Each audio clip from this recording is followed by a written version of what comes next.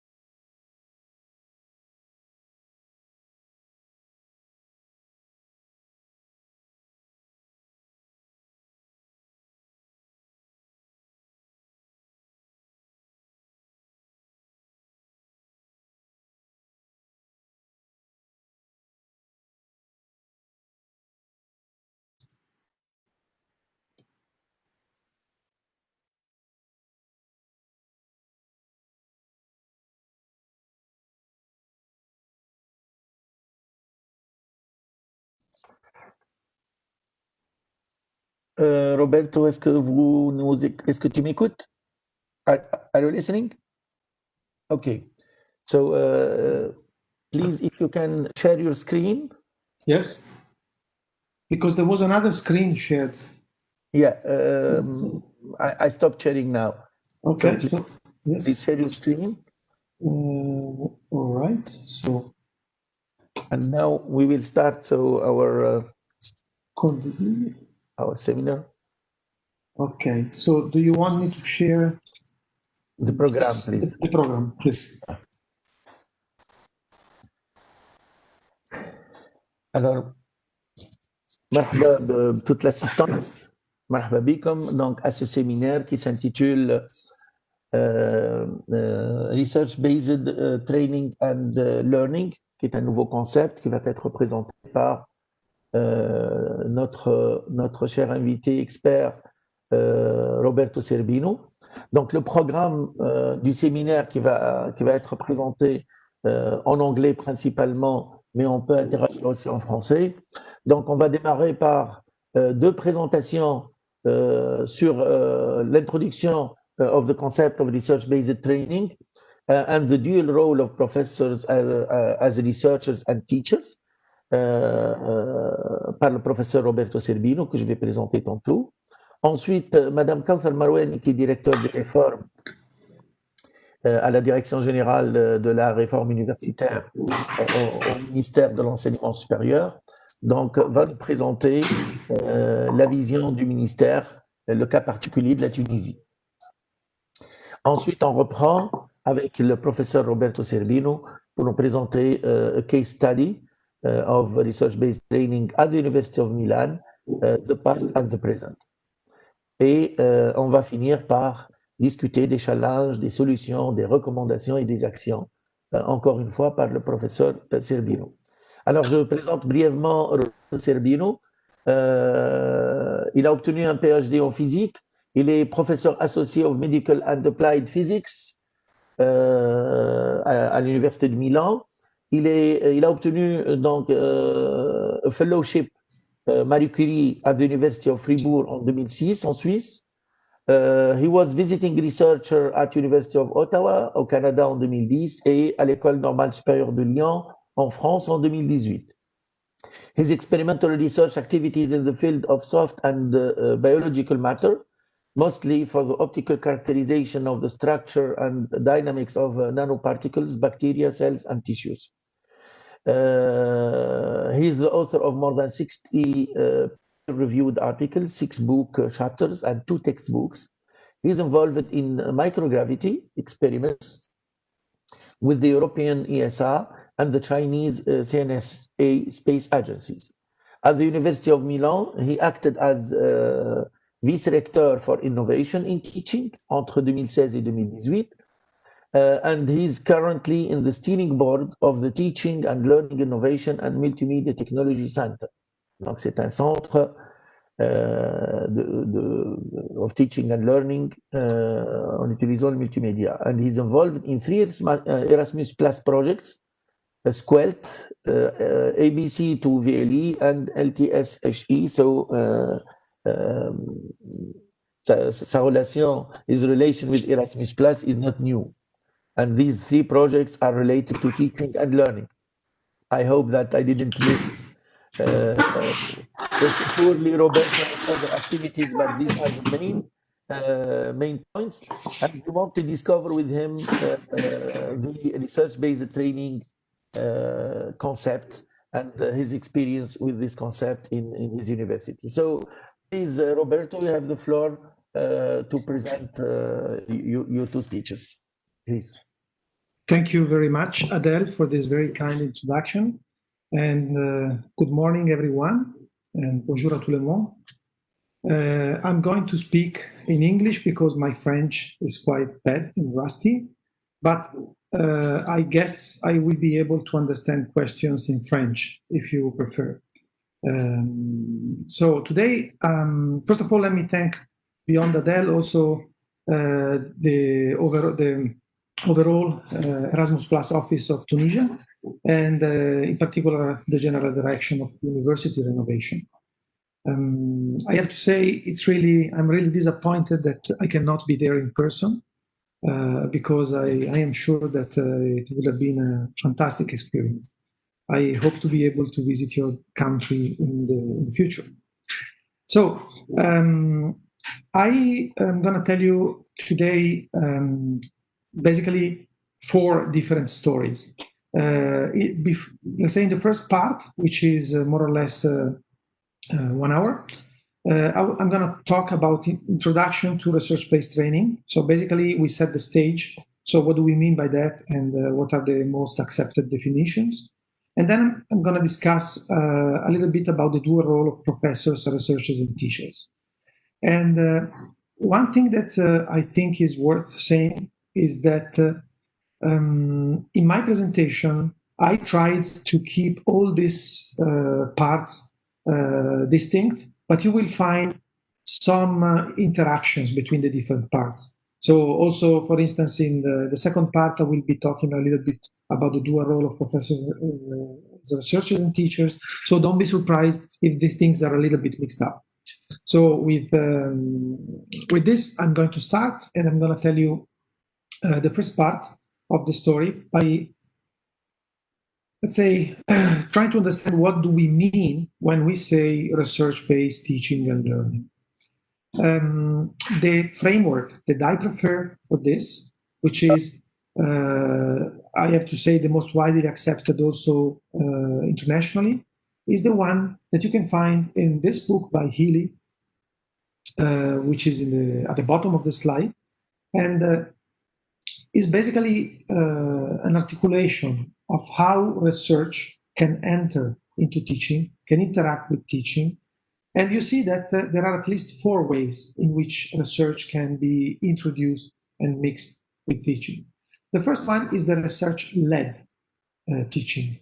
In this case, the students learn about research, but the content is not set by them, it's set by the teacher. And also, the information transmission from the teacher to the student is the main teaching mode. The second possibility is research-oriented teaching. And in this case, the students basically learn not about findings, but about processes, skills, techniques. And basically, what the faculty does is to trigger through the teaching some sort of research attitude. Then there is the research-based, which is the main topic of this morning. And in this case, the students put themselves into the shoes of the researchers. And the curriculum of these activities is basically, I would say, small research projects. In addition, very interestingly, the role of professor is not anymore a transmission role from the professor to the student, and that's it. But it's both ways. So also the student is teaching the professor something. And in particular, in this kind of interpretation, the role of teacher and students is not so different. And I will tell you a little bit more about that in the next few minutes. Last but not least, there is also the research tutored teaching. And in this case, students basically learn about research. You can think about that as a group discussion together with the teacher. Now, there is this nice graph that shows how all these 4 teaching modes are actually organized, research-driven teaching modes. And you see that there are 2 axes here. And I will tell you in a second what these 2 axes are. But before doing that, let me provide you with examples of what I mean by this thing. So let's start with the research-led, in which the student learns about research. And this normally occurs via a lecture. So in a lecture, as you all know, the transfer of information is typically one directional. So this fits typically the traditional teaching. The difference is that what you do is, instead of teaching something which is not research-driven, not research-related, you focus on content, which is research-related. The second example of teaching mode, which is related to research-oriented teaching, which I remind you is focused on developing skills and techniques related to research, not necessarily content, is demonstrations or practicals. The third one, which is focused on discussing research results, is the seminar, the debate, small group discussion. And last, but the more important one for today's journey, is the research base, in which students really do research, and this can be an experience in a research lab or in a stage. Now, what are these two axes here? Well, the horizontal axis, if you move to the right, the emphasis of this teaching experience is on research processes and problems. If you move left on this axis, the emphasis is on research content. The other axis is the vertical one. If you move up, the focus is on the student. The driving agent, the driving person here is the student. And if you move in the lower portion of the slide, the teacher is driving the teaching. So for instance, you can have a student-focused activity with emphasis on research content. This will be a research tutor. So students talk about research in small groups, but they talk about research. The professor is basically observing and interacting with the students when it's needed. Now, this is a pretty accepted framework for research-based teaching, and there are several others. Today, I want to mention another one which I find very interesting, but you will find more than two in the literature. I would say beyond the one that we just described, this one is also quite interesting. And again, you have four axes. The vertical one is the same as before. The horizontal one is the same as before, but you see the description is a little bit different. So when you have a student-led activity in which you build new knowledge, you're talking about discovery active and authoring. So you're authoring something new. In the staff-led, so you're not an author, but you are a producer. So this is the discovery responsive framework. If, on the other hand, you work mostly on existing knowledge, if it is student-led, it is an information active framework, so it's pursuing, and if it is staff-led, it is identifying. So you see, these two frameworks, this and this, describe more or less the same thing, but the interpretation that they give is different, and is also sometimes very interesting to focus about, apologies, the keywords that are used. Now, if you accept that this is more or less a good definition of research-based teaching, what characterizes research-based teaching is that it's active education, which means that the focus is mostly on the students. The students are the researchers, behave as researchers, need to do research, and it is also focused on methods, process, and results of research. What does it mean? It means that we'll see a little bit more about that in the following, but it means necessarily that you have to use the scientific method, which is the basis of any scientific investigation. You have to use tools that are typical of research. In some fields, they might be interviews, for instance, in the humanities, or inquiry, for instance, in the scientific field. You have to use peer review, which is a commonly accepted way of presenting your results of research and getting evaluated by people who should know more or less as much as you know about the topic. Or you can describe the results of your research via scientific talks and presentations.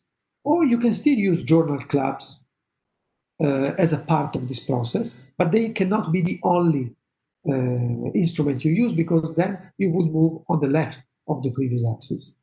Last but not least, paper writing is a very important part in this process. We'll comment more about that in the second part of the morning. And so for now, I will not describe too much these different aspects. What I want to say is that research-based teaching is not a new idea. So if you go back to the 19th century, to Wilhelm von Humboldt, which is the brother of the most famous Alexander von Humboldt, the one of the von Humboldt fellowships, just to understand what we're talking about. And he was a very, very famous philosopher. And he said that universities should treat learning as not yet wholly solved problems, and hence they should treat university always in research mode.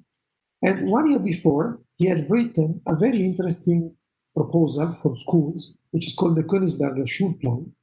And it's a very interesting read in which he explains his ideas and concepts about how the entire school cycle should be organized. And in particular, there is this very interesting extract, which is translated here for you from the German, because as far as I know, this is not existing in English. And it says, the university professor is no longer a teacher, the student no longer a learner. They conduct their own research, and the professor guides their research and supports them in doing so.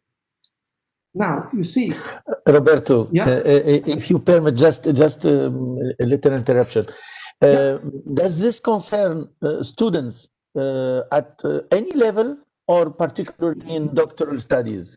No. I mean, this is for university students at each level, according to von Humboldt. And actually, he divides education and school in 3 levels: elementary, which is our elementary primary school. Then there is what he calls the school, which is basically our middle and high school. And then the university, which is, in his view, more similar to our PhD, to today's PhD, if I interpreted your question. And so Okay.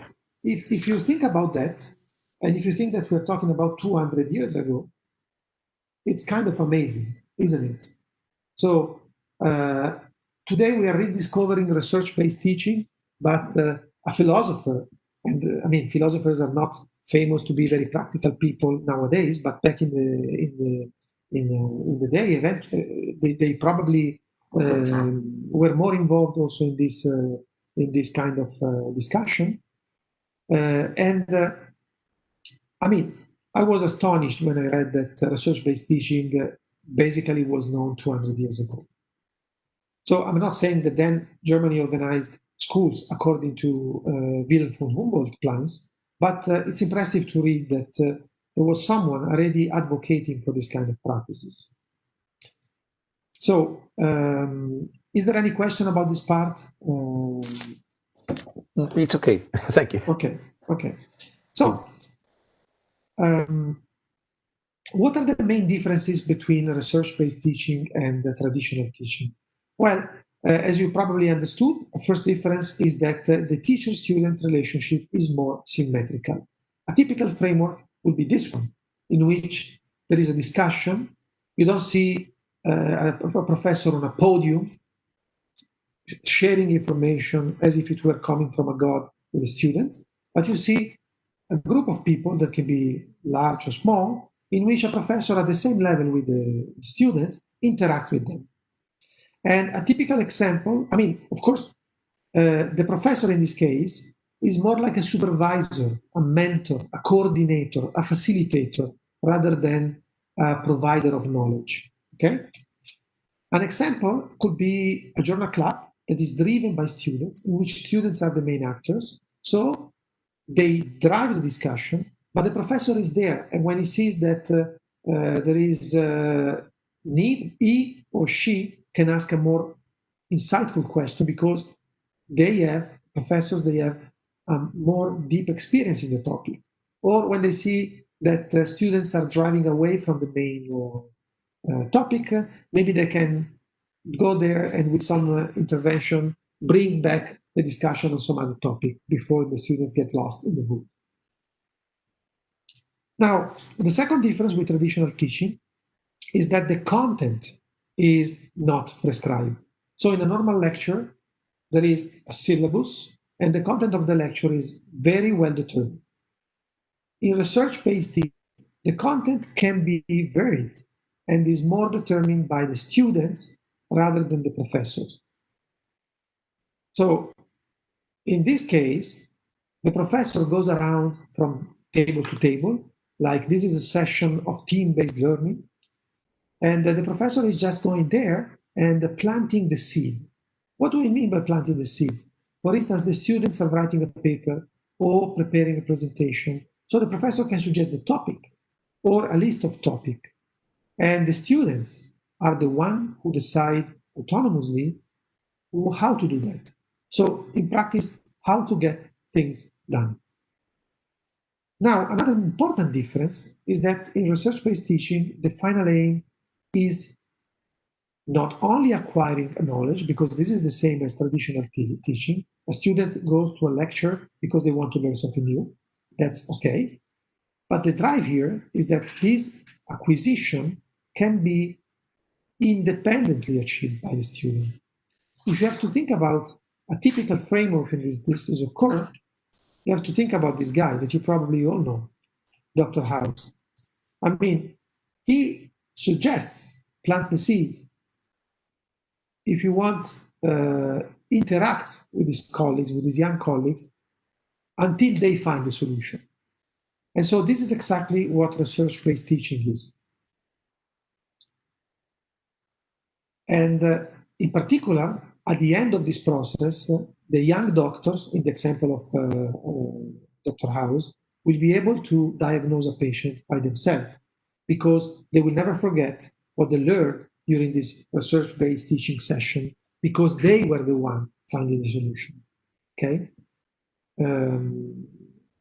We could open a very big discussion about that. This is also pedagogically speaking, the big difference between observing someone doing something and doing it yourself. This is why active teaching is a very important keyword in this respect. So, okay, then the next point, the next question is, why do we want to do research-based teaching? So, and we have to answer this question from two different points of view. From the point of view of students, the research-based teaching is actually bringing a lot of things on the table. First, when you do research-based teaching, you will learn not only what kind of questions you want to ask, but also how to formulate questions in a correct way. And this could be, for instance, how to ask, how to search on Google for something. I mean, if you search in the wrong way, you get the wrong answers. How to query a database like Web of Knowledge or Scopus or Google Scholar in such a way that you find the relevant literature, or how to ask a colleague, a young colleague or a more experienced colleague or a more inexperienced colleague about your questions. Second, you made an assumption, you ask yourself a question, you think that there is a problem you want to solve, and you must be able to understand if you're asking yourself a valid question, if your assumption is reasonable, if the problem you want to find the solution for is really a problem or not. It's only a problem for you because you have insufficient knowledge. Third, once you have some results, intermediate or final, you have to be able to present them in such a way that people understand you. So this is different from asking questions. This is basically being able to communicate your results in a clear, engaging, and productive way. Fourth, which is nowadays even more important because of the pressure that we have from our institution to publish more and more and more, students have to learn right away about research integrity. And research-based teaching is exactly the right framework to do so. So, in addition to the skills that I just mentioned, for students, research-based teaching is actually a good way to acquire what they call transverse or soft skills, which is working with other people, getting organized, dealing with emotions when you have to present your results to the research, or also when you have to discuss with colleagues about a hot topic, when you have different opinions. And three people in the group think one way, three other people think the other way, but at the end, they have to present a unique picture. So they have to fight, academically speaking, each other to find a solution. Why is research-based teaching desired from the teacher perspective? Because I mean, a teacher is normally in the traditional academic conception is God. And or if you want, is like a religious authority that provides some content to the proselytes. But in the research-based teaching, this role is gone. So why a teacher should be interested in doing that? First, because overall, the teacher will spend less time in preparing the lecture and more time in leaving the lecture. So what do I mean by that? So there will be a huge effort at the beginning to organize things in an effective way, and this goes without saying. But then when the framework for the research-based activity is there, the teacher will be immersed in a very active and lively environment in which there will be something that he will learn from his students. Is 100% sure, always. Second, given that he or she will spend less time in preparing the lectures, the content of the lectures, he will have more time to focus not only on the processes of the lecture, so how to prepare a good lecture in terms of timing, temporal organization of the different parts of the lecture, and all these things, and also the outcomes. So a teacher can work more on understanding if the lecture was productive and how relevant and how satisfactory were the outcomes of the lecture. Third, if this thing works, the experience will be extremely rewarding for a teacher because he will have contributed to produce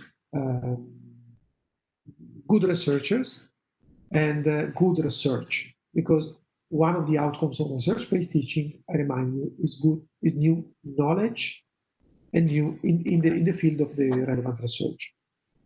Last, yeah. This means that there are some limitations on the size of the classes, of the teams? Not necessarily.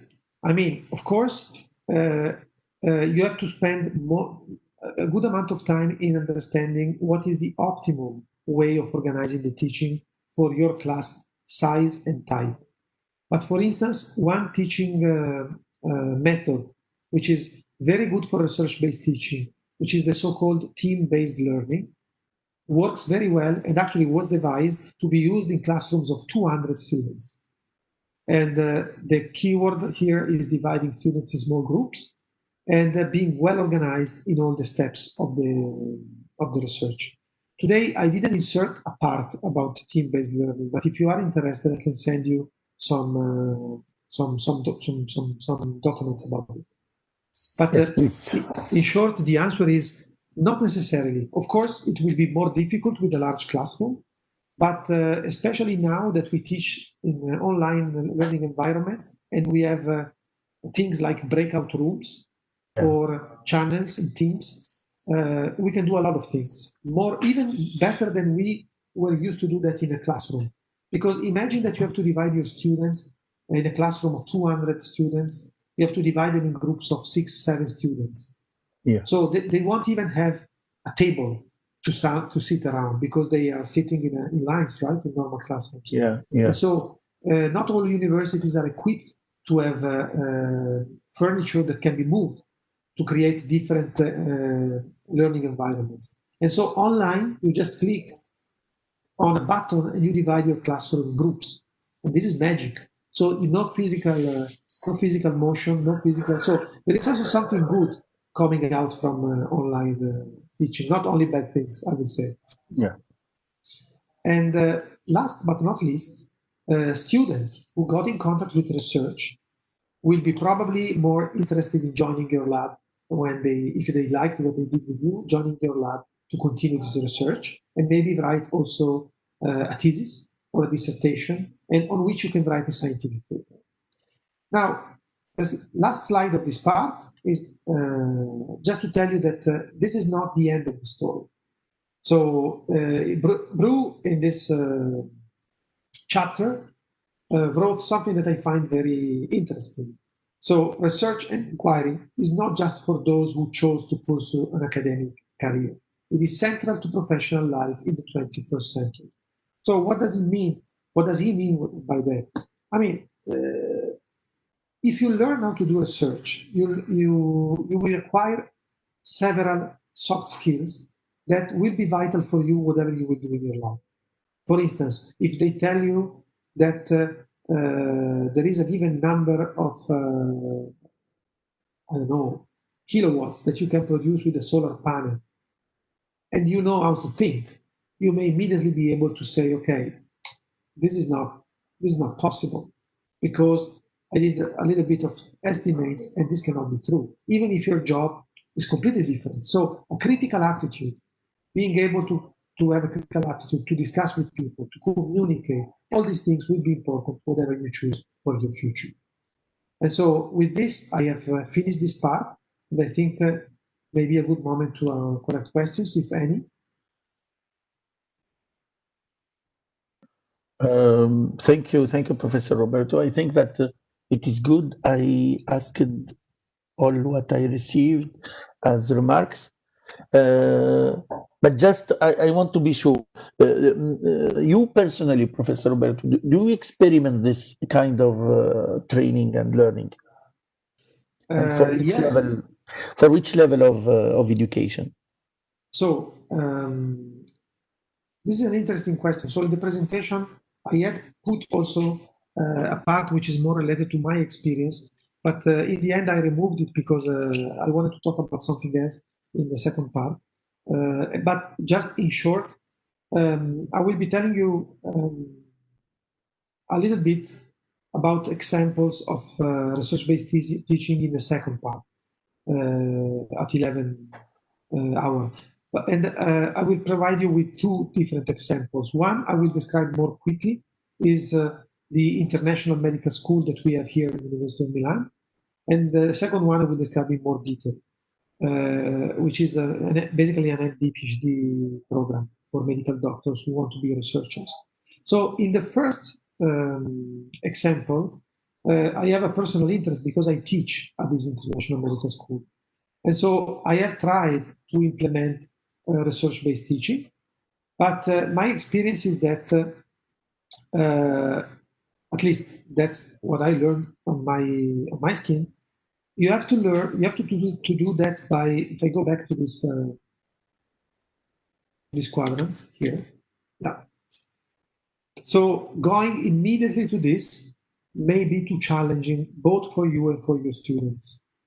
So basically, I think that the best way to proceed, and what I try, is to start from research-led.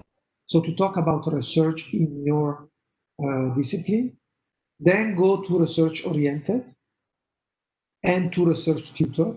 So basically ask the student. So first, driven by the teacher, with a lecture, you talk about research. Driven by the teacher, with demos and practicals, you ask the student to understand and develop some skills that are required for research. Then you engage them in research discussion. And then as a last step, you go toward the research based in which they act as a researcher.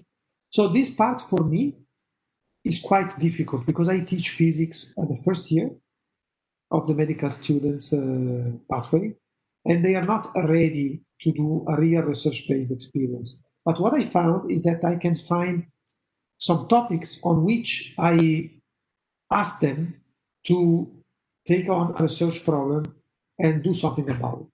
For instance, I present them with some data that were obtained in a biophysics or biomedical experiment, and I give them this data, and I tell them, okay, work on this data and find something new out of them. And this does not always work because, of course, I cannot give them weeks or months. I have a limited time, but is a first step toward research-based education. So another thing that I will not talk about today, but is a personal experience, is that one of the Erasmus Plus projects in which I am involved, which is called ABC to VLE, is about, let's say, presenting to colleagues at the university a workshop, a teaching workshop, which is called, about a method which is called ABC. So this teaching workshop is aimed at treating colleagues as if they were students in a research-based environment. So the idea is that you divide the professors in groups, and then you tell them, okay, now you organize, imagine that you forget about your discipline, so you don't have to think about your discipline and the content. So if you want, it's better to say that you don't have to think about the content of the lectures. You only have to think about the process of the teaching. And in this context, with your colleagues who teach the same course to other students, together, as if you were a group of researchers, you find the best way possible to teach your discipline without thinking about the details of the content of the lecture, but only about the organization. So from a pedagogical point of view, what kind of tools you want to use, how do you want to organize temporally the entire semester, and these kind of things. And they work for 2 hours and they produce a deliverable. And this deliverable is a timeline of activities that need to be also detailed at the level of what kind of teaching method you want to use, if it is online, if it is in person, if there is assessment involved, and so on and so on. So this is interesting because it's a research-based experience in which the students are actually the colleagues, and you work as a facilitator, exactly what I described before. And we also used this system with a control group of students, in which we asked them, think about your course and think about what you would have done if you were a professor. And this experience was fantastic because the students also did research-based activities and let's say cross-correlating the results of the professors and the students for that course was very inspiring because it was showing that the perspective sometimes gives you a very interesting difference that you take into account to produce a better experience. So if I have to say, these are the two most close experiences, personal experience of research-based teaching that I have. Thank you, Roberto. So we can go on to the second part. Mr. Adam, Yeah. just Kauthar have some questions for Professor Roberto. Yes, please. Good morning, everybody. Good morning, Professor. Good morning. I wanted to ask you, how do teachers find the good way to assess students who make research? Because I think that even the criteria of assessment should always also change Yes. when we apply this specific method of teaching. Okay, so this is a very interesting point, and I will tell you something about this in this Second part, in the challenges and solution, recommendation and action. So would you mind waiting until then, and we discuss this in more detail at that point? Yeah, the criteria. Yeah, I mean, I will tell you exactly how assessment should change when you do research. Criteria of assessment. Yes. Okay.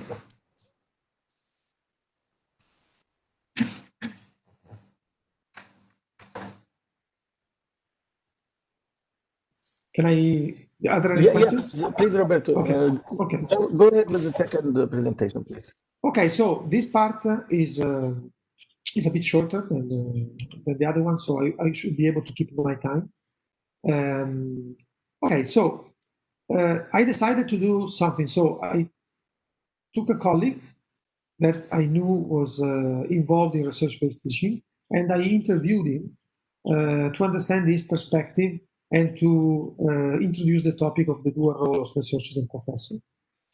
So the colleague, who is named Fabrizio, is a professor of pharmacology.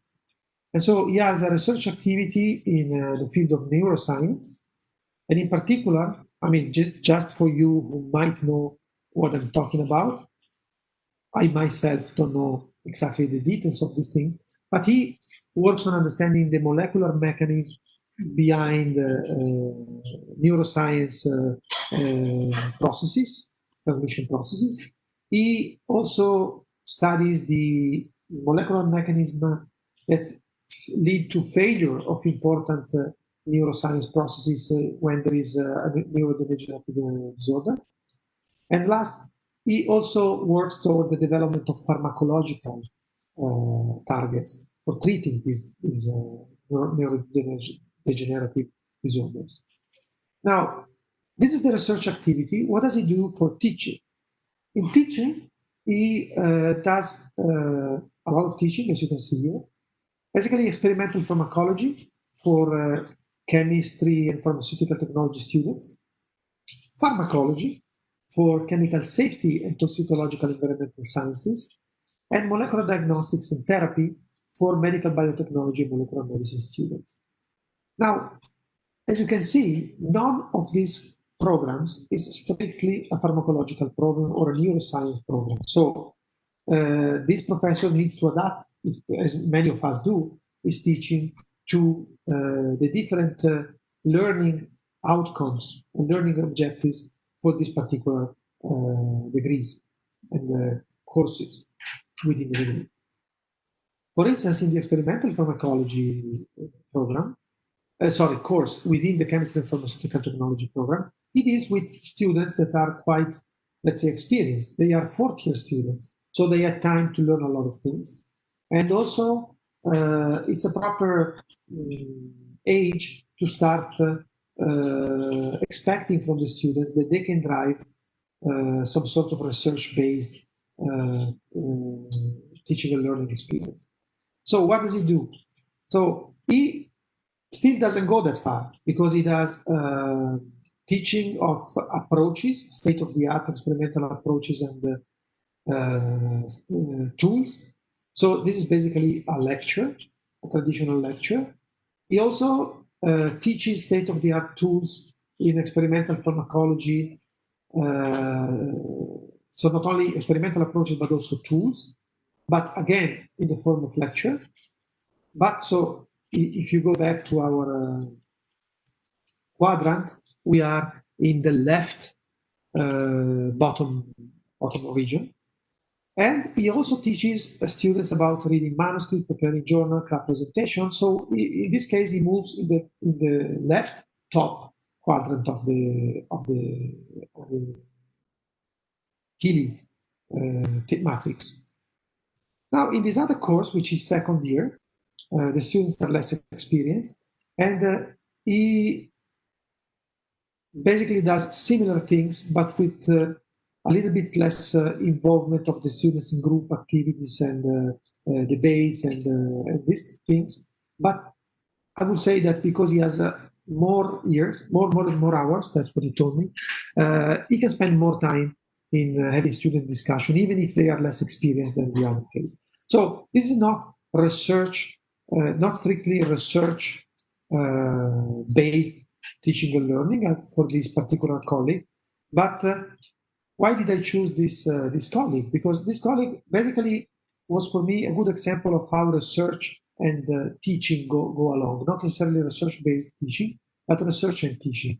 Why? What do I mean by that? So when I asked him a question, how can university and faculty help professors in the transfer of knowledge from research to teaching? He answered me that the key in his experience, and I agree with that, is that professors should teach most of their courses in, let's say, contexts that are strictly related to their expertise as a researcher. So, for instance, when you teach, that's my case, when I teach physics to medical students, I can teach applied physics.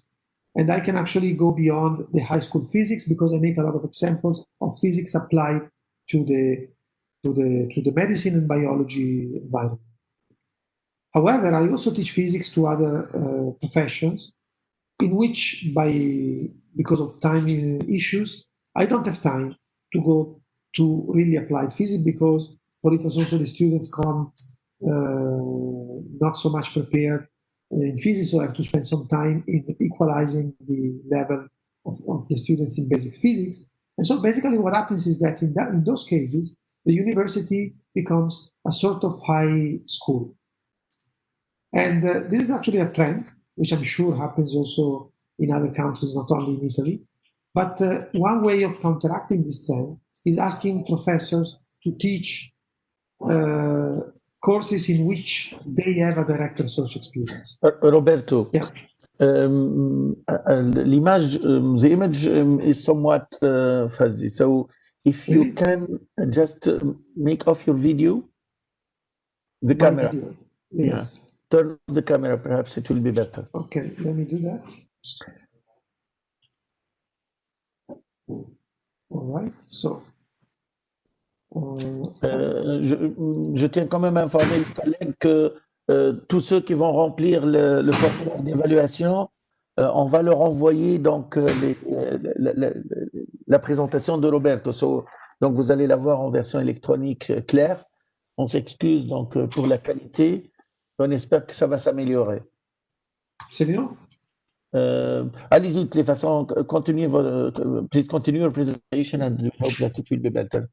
Please. Okay, so one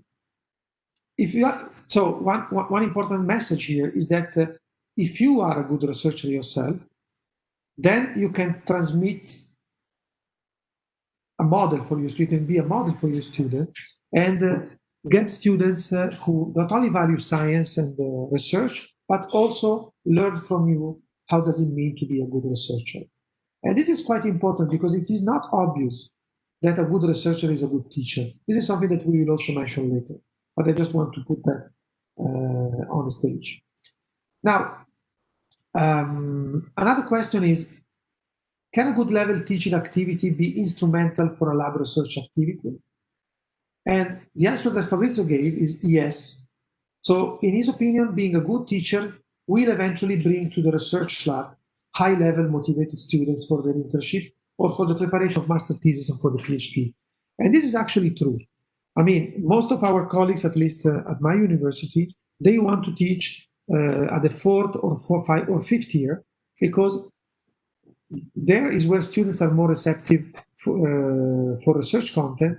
And if you inspire these students and if you show them with your enthusiasm, with your, let's say, research related teaching, could be research tutor, could be research based, could be research led, could be whatever you want in the Healy matrix, but at least you show them that the research is interesting and is cool, they will actually want to continue with you and do more about that.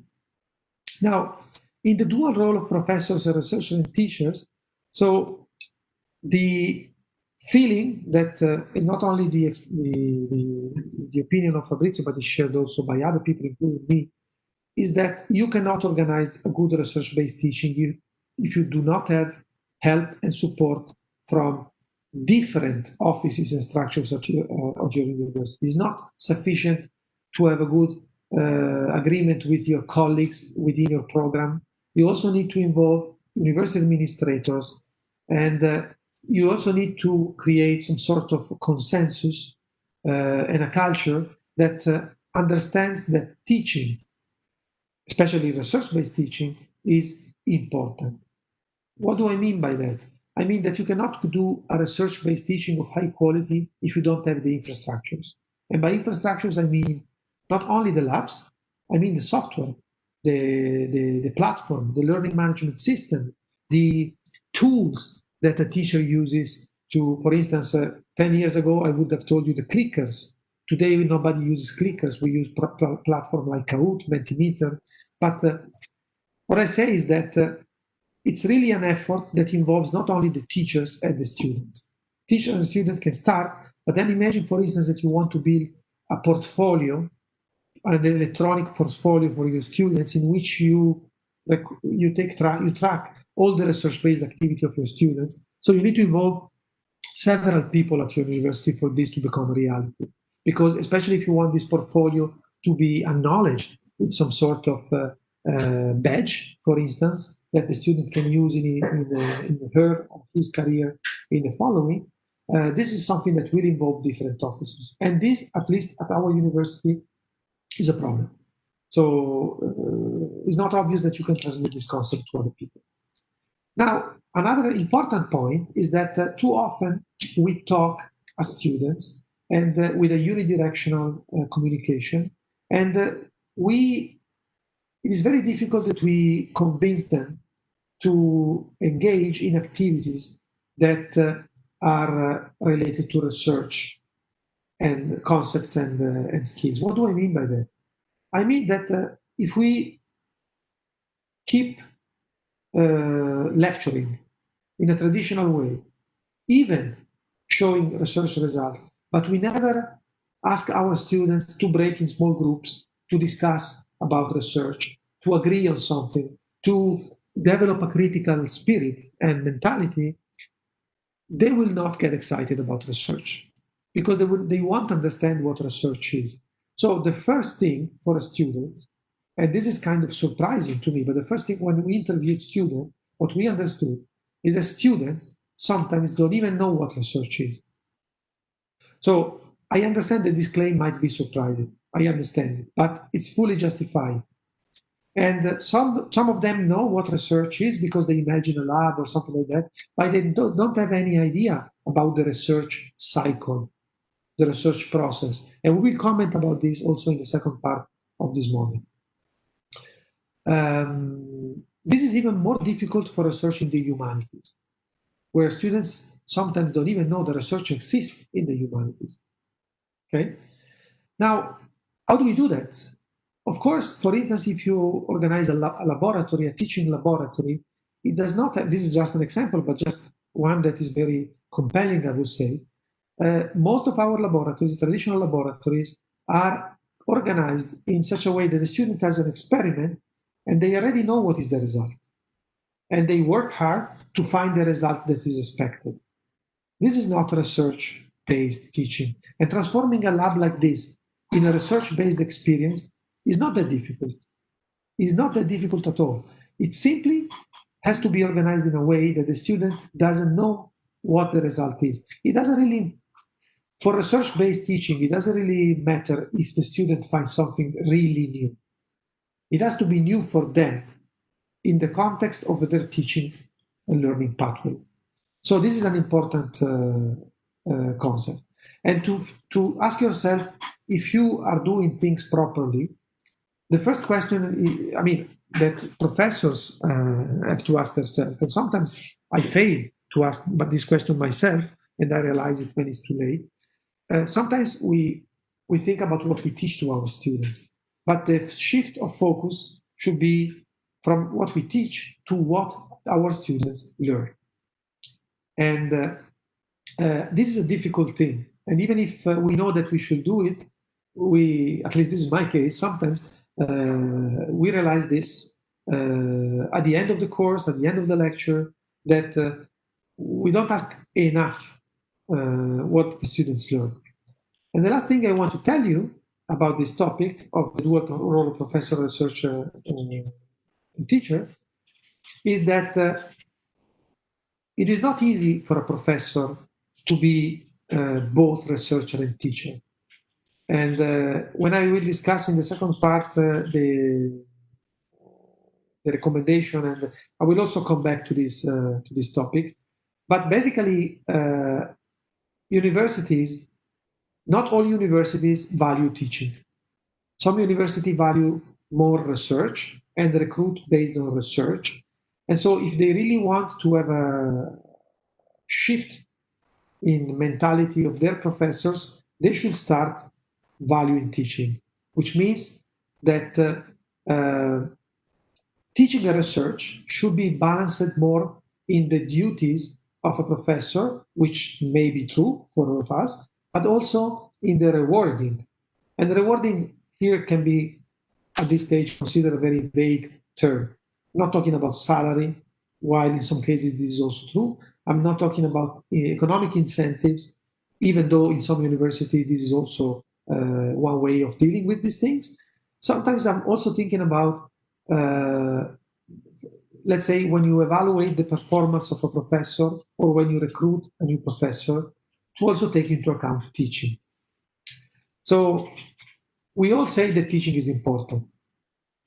At every university, at my university, every rector, in every situation, every conference I go about teaching, I mean, we are all convinced that teaching is important, but very often we put teaching in second place because we have to carry on research. And so this is also a hard trade-off that we have to find in our dual role as professors, as researchers and teachers. I will conclude this part by telling you that, I mean, this is the same message I gave you basically at the end of the other part. If we want to have, and this is particularly important in Italy, I would say, where our politicians are somehow proud to be ignorant of science. So I know some colleagues also, or some politicians that are not ashamed to claim, oh, no, but I don't understand anything about mathematics or physics. I mean, these things are too difficult for me. Okay, I understand. This is acceptable in a way, but I never heard someone saying, oh, I don't understand something about philosophy or history or geography, and I don't want to know anything about that. Why we don't have the opposite trend? Basically because we value history, geography more, and philosophy and politics and social sciences the average citizen values more these topics, and in a way sees these topics as more accessible because we don't make scientific topics more accessible, more appealing. This is also our fault. But the thing is that we need our population to be complete, to have a portfolio of knowledge that covers all the different aspects. A research-based teaching, this could be in the humanities, in the social sciences, in the sciences, hard sciences, the soft sciences, whatever. It's a very good way to start doing that, because every student will build their own learning pathway. And with this, I have concluded the first part, and I thank you very much for your attention. Thank you so much, Roberto. I have some questions. Would you please just return to the last or the one before slide? This? Yeah. Here where we find profound questions, which is the difference between two kinds of teaching. What did I teach and what did my students learn? Do you think that this kind of question and what is the result after from the quality of teaching, is it different from private universities and public universities? Do you think that there are differences? Well, that's a good question. The importance of this. I mean, I never thought about that in this way, but now that you ask, I would say that public universities, at least, okay, first of all, my answer is based on my knowledge of the Italian situation. So first of all, I answer you for what I know about the Italian situation. Maybe I can comment about the other universities where I was and I discussed with colleagues. So in Italy, I would say that private universities are more interested in offering a learning-based experience rather than a teaching-based experience. And the reason is that they want to show that they do something different from the traditional public historical universities. So does it mean that their kind of teaching is better than the public university? Not necessarily, but that they use these keywords to hook the students, if you know what I mean. Then some of them, they did a good job. Some others, they don't do a good job in applying these topics. But in particular, if I have in mind one particular example of a private medical university in Milan that is basically the competitor for our medical school, international medical school. And I will say that they sometimes have more freedom to experiment than the public universities. And as a result, they can implement these things more easily.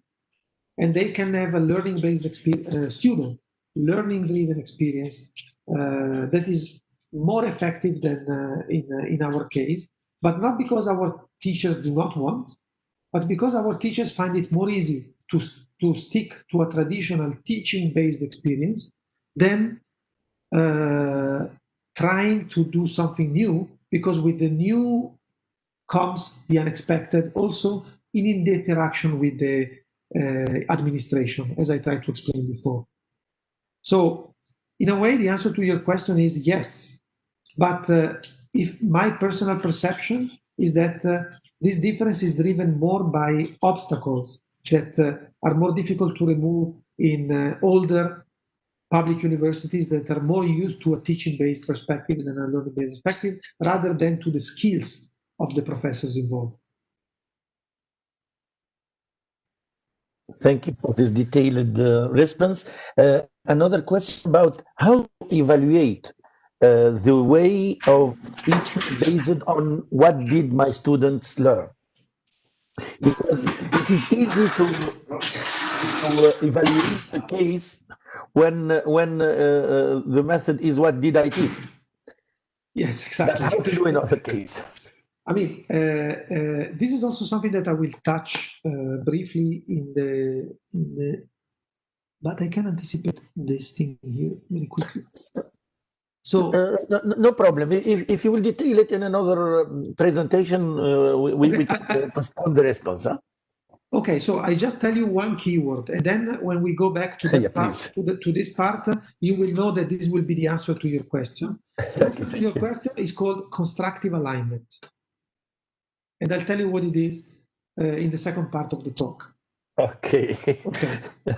Thank you so much. Are there any questions from the audience on Facebook Live or Madame Kauthar? So if no, we can switch to the presentation of the representatives of our Ministry of Higher Education. So Madame Kauthar Marwani, who is the director. Good morning. Good morning. Good morning, all colleagues. Good morning for our professor. Thank you for his presentation. I want to thank him for this idea about research-based learning and teaching. And I try now to give you a little idea about our higher education system in Tunisia, especially how we treat with this method of teaching and learning. My presentation, I'll present for you this theme in French, and I think that our expert can interact with us in French or in English. So, Kauthar, si c'est possible de présenter en français Oui, Ça serait oui, mieux. Les slides sont déjà en anglais. Roberto oui. peut comprendre le français de toutes les façons. Le contenu des slides est en anglais et pour les collègues, ça sera sûrement plus facile en français. Mais bien sûr, Ok. comme tu veux. Hein. Ok, Siad, parfait. Ok. Alors, euh, j'ai essayé donc de vous faire une petite présentation comment on dit, de récapitulation sur le système d'enseignement supérieur tunisien. Comment ce système, comment on applique plutôt cette méthode d'enseignement dans notre système d'enseignement supérieur tunisien. L'apprentissage et l'enseignement basé sur la recherche, research-based learning and teaching. Comment les choses se passent en Tunisie. Et là, pour commencer, donc j'ai voulu vous donner précisément une idée sur le cadre juridique. Qu'est-ce qu'il y a dans nos textes juridiques? L'enseignement supérieur donc en Tunisie était toujours relié à la fameuse composante de la recherche scientifique, un beau mariage terminologique mais aussi thématique et juridique, d'où un ensemble de textes qui prévoient cette forte interaction entre la composante de l'enseignement supérieur et celle de la recherche scientifique.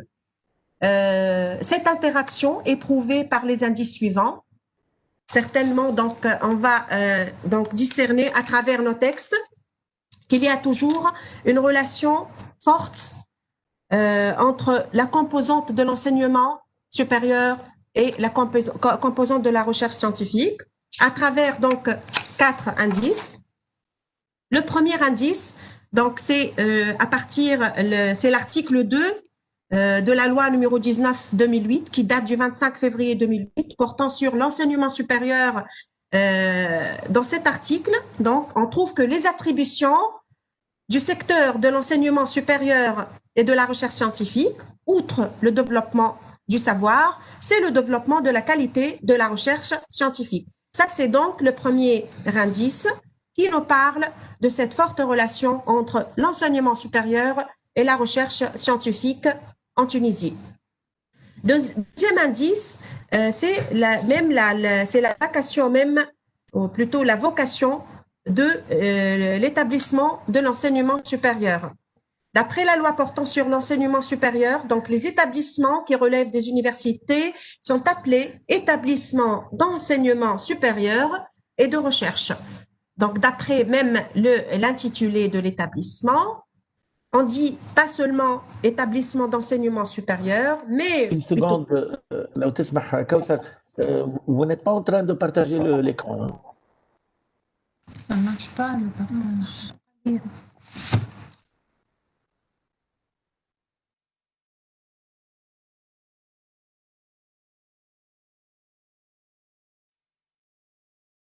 Problème de connexion juste en cours, le partage est en cours.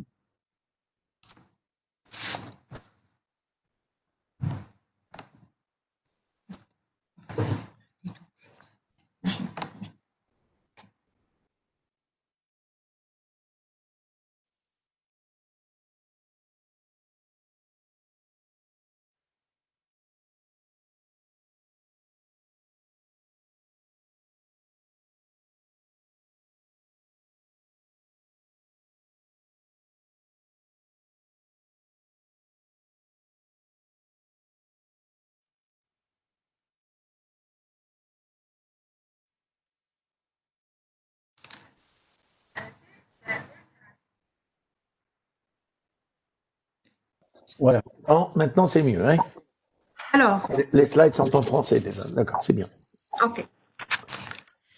Donc, le deuxième indice dont je vous ai parlé, donc c'est la relation donc entre l'enseignement supérieur et la recherche scientifique.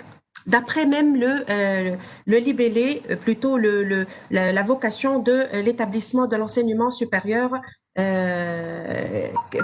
le texte, donc d'après la loi portant sur l'enseignement supérieur, les établissements qui relèvent des universités sont appelés donc établissements d'enseignement supérieur et de recherche, du fait qu'ils exercent donc une double vocation, enseigner, mais aussi faire de la recherche scientifique.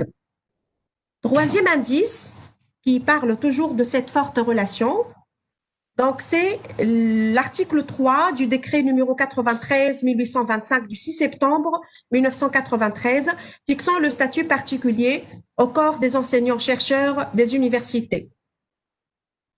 Les enseignants-chercheurs concourent à l'accomplissement des missions de service public de l'enseignement supérieur et de la recherche scientifique. Donc, l'enseignant présente des savoirs aux étudiants, il enseigne, mais aussi il fait de la recherche. Le quatrième indice, l'étudiant tunisien est bien encadré dans son établissement dès son appartenance à la structure universitaire, donc à travers. Là, on va déceler toujours donc cette relation entre enseignement supérieur et recherche scientifique. Donc, les centres de carrière et de certification des compétences. Les 4 C, régis par l'arrêté du ministre de l'Enseignement supérieur et de la Recherche scientifique, qui date du 7 octobre 2016, ces centres ayant pour objet de promouvoir donc les compétences des étudiants et de renforcer leur esprit entrepreneurial à travers des cycles de formation. Donc, l'étudiant, dès son appartenance à la structure universitaire, donc, outre le fait qu'il prend des cours, aussi, il peut s'inscrire dans des structures donc des recherches qui peuvent bien évidemment l'accompagner donc à travers des cycles de formation, des activités d'entrepreneuriat pour promouvoir aussi ses compétences. À part donc sa compétence pour les compétences donc ayant une relation avec le savoir, il peut aussi donc s'inscrire dans ces centres de carrière dès son appartenance à la structure donc universitaire, à son établissement. Aussi, l'étudiant, à travers le statut de l'étudiant entrepreneur, qui est régi par la circulaire numéro 4219 du 8 novembre 2019. Il permet à l'étudiant donc ce statut à tout niveau et en toute spécialité de présenter sa candidature pour l'obtention du statut étudiant-entrepreneur tout en y adoptant une idée pertinente de projet. Cette manière permet de renforcer l'esprit inventif, créatif ainsi que de recherche chez l'étudiant. Donc, quatrième indice, la forte donc relation entre enseignement supérieur et recherche scientifique aussi, c'est sa répercussion aussi sur l'étudiant tunisien.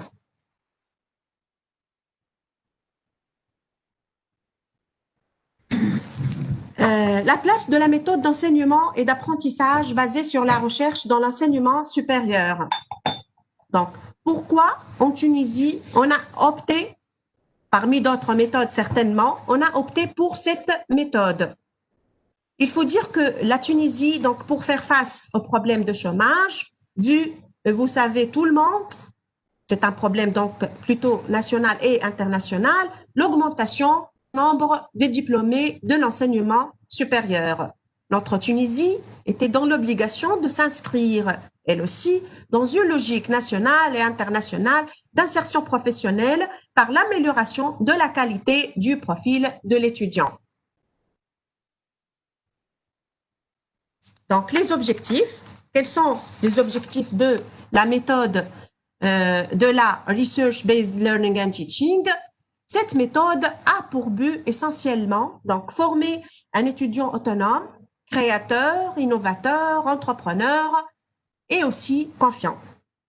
Instaurer une culture de classe qui encourage l'interaction, la motivation des étudiants, permettre à l'enseignant de jouer le rôle de facilitateur et lui permettre d'adapter ses connaissances aux nouvelles exigences nationales et internationales. Donc, l'enseignant n'est plus seulement l'enseignant conférencier, mais aussi il joue le rôle donc d'un facilitateur en classe à travers donc cette méthode. De ce fait, il était primordial d'opter pour une refonte de la méthode d'enseignement en considérant l'étudiant comme acteur central de son propre processus d'apprentissage, où l'enseignant conférencier prend le rôle d'un enseignant facilitateur.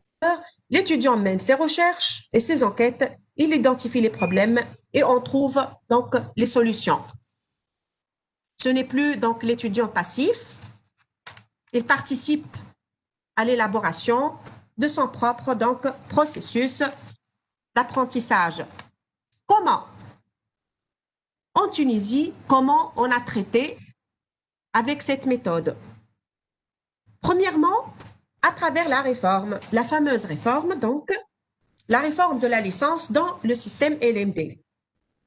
On a développé donc les compétences transversales par le fait de renforcer les compétences digitales, linguistiques et entrepreneuriales, les soft skills, dans le système donc LMD. À travers aussi le fait de généraliser les activités pratiques pour tous les parcours de formation. OK? L'impact donc recherché, qu'est-ce qu'on a voulu à travers tout ça?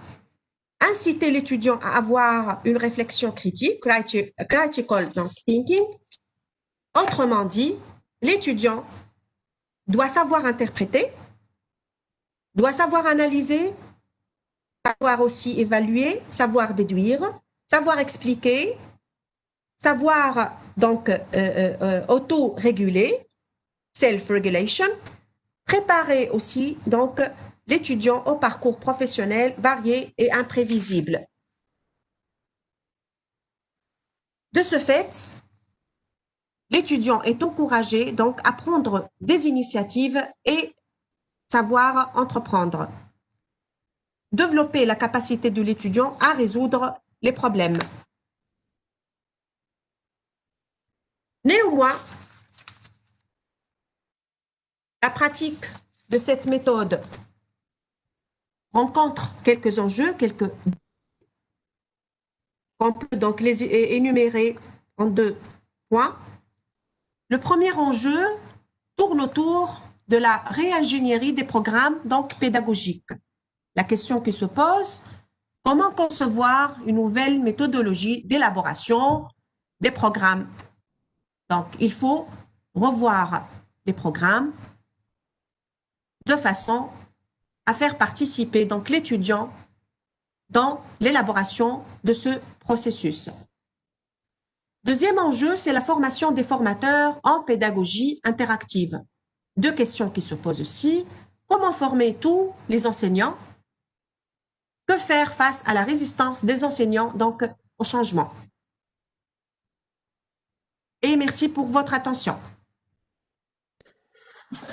يعطيك الصحة Madame Kauthar. Malgré le fait que c'est rapide, mais c'était très bénéfique.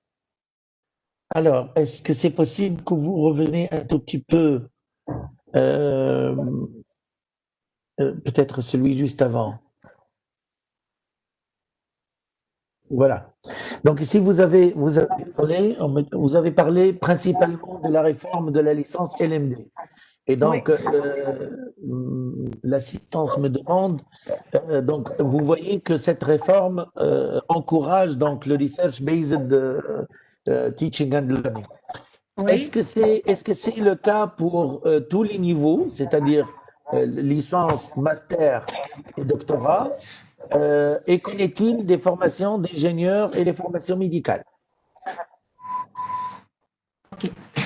Donc, pour la première question, donc pour la réforme de la licence en système LMD, pratiquement, ça va être généralisé donc, pour tous les diplômes, autrement dit, diplôme de licence, diplôme de master, mais aussi de doctorat.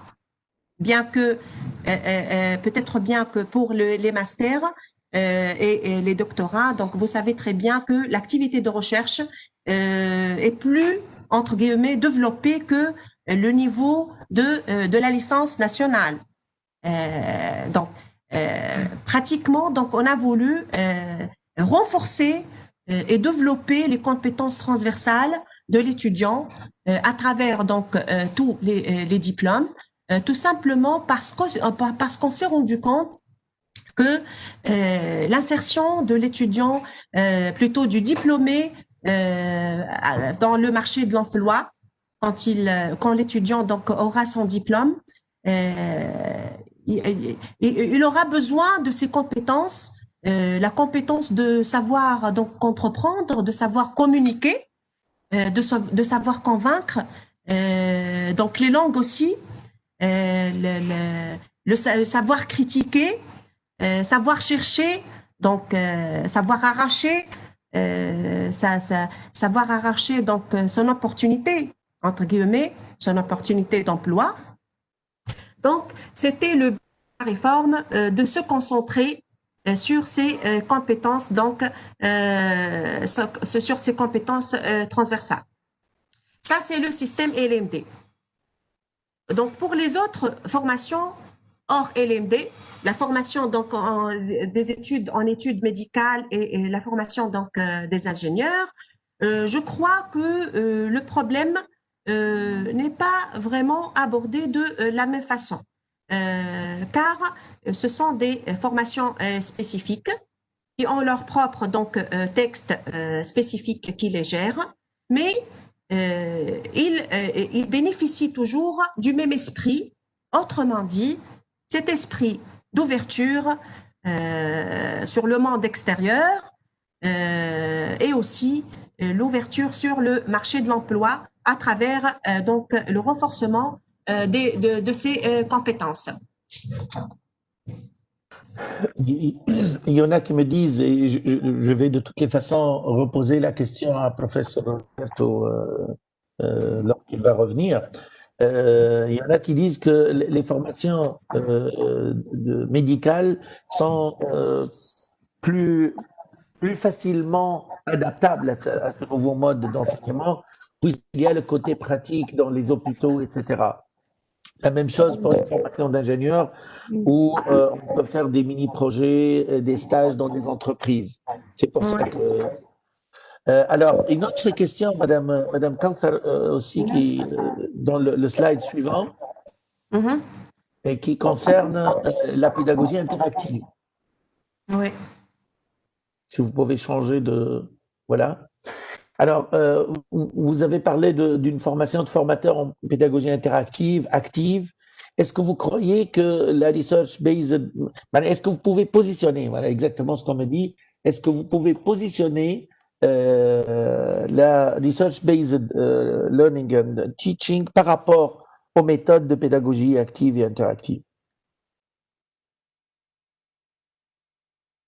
Positionner comment, Sir Adel? Est-ce que vous pouvez positionner la research-based learning and training, l'approche, cette nouvelle approche que vous venez d'exposer avec le professeur Roberto, par rapport à la pédagogie interactive et active? Les formations Hadouma, est-ce que les collègues sont formés pour la research-based training and learning?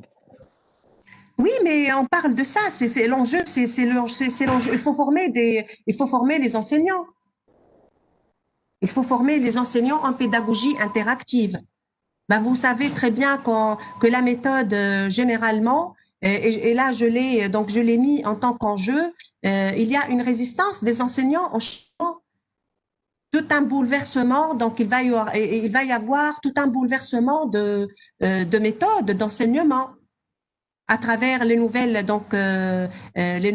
méthodes entre guillemets. Ce sont des méthodes un peu révolutionnaires pour certains enseignants. D'accord. Salwa pose une question très précise. Merci. Thank you, Mrs. Kauthar. Could you please mention your references? Are there official documents in the Ministry of Higher Education that you used in your presentation? If yes, can I have access to the documents? Ok, je peux le publier tout à l'heure. Je vais les publier tout à l'heure. Donc, Salwa, vous n'avez qu'à remplir le formulaire d'évaluation à la fin du séminaire et on vous envoie toute la documentation, entre autres. Elle pourrait les avoir, oui. Ok. Alors, les collègues, continuez à poser vos questions sur le live. Merci beaucoup, Kauthar, pour votre présentation. Merci. Je ne sais pas s'il y a d'autres précisions. La résistance des enseignants au changement. Là, on parle des enseignants du supérieur.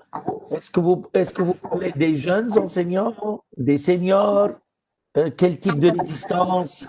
Comment vous planifiez faire face à cette résistance que Bon, je veux pas rentrer toujours dans les détails, vous savez, et vous le savez, Siad, certainement tout un changement donc peut être confronté à une résistance.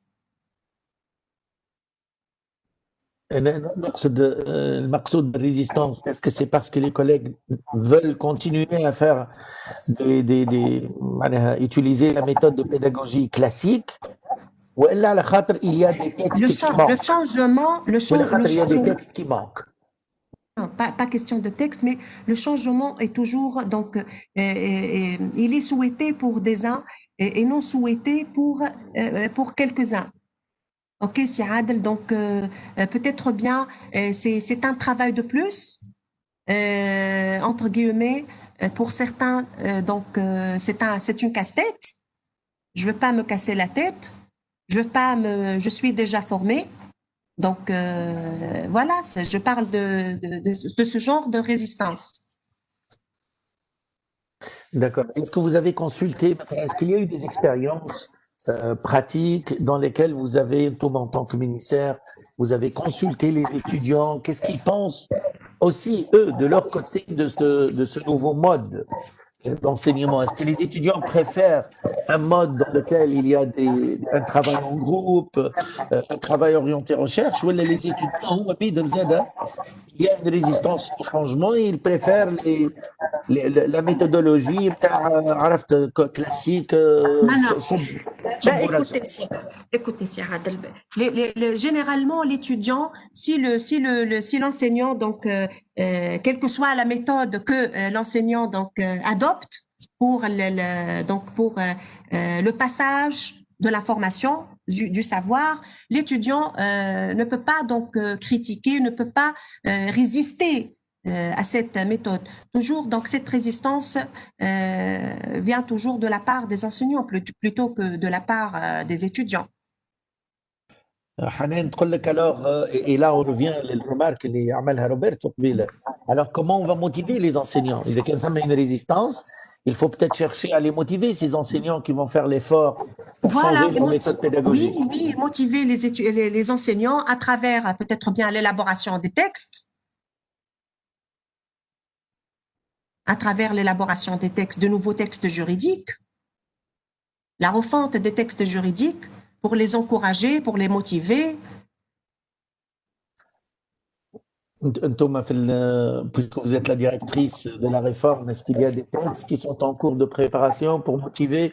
مثلا l'exemple اللي حكى عليه روبرتو زاد قبيله وقت اللي حكى على l'enseignement à distance et les outils qui permettent de faire ce qu'on appelle les breakout sessions. يعني أنا توا في l'outil que j'utilise pour communiquer avec vous, je peux en appuyant sur un bouton diviser l'assistance en un certain nombre de groupes et de classes.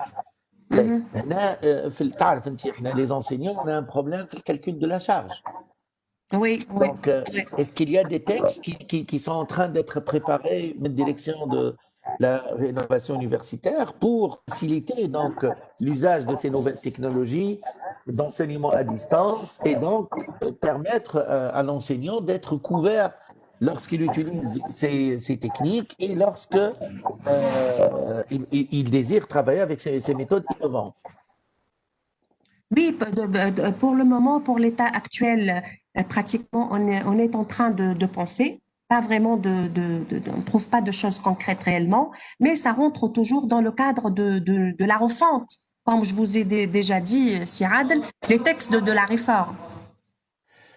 Les textes, c'est-à-dire revoir les programmes, revoir la réglementation, les formules, le calcul, le volume horaire, le statut, tous ces textes doivent être revus.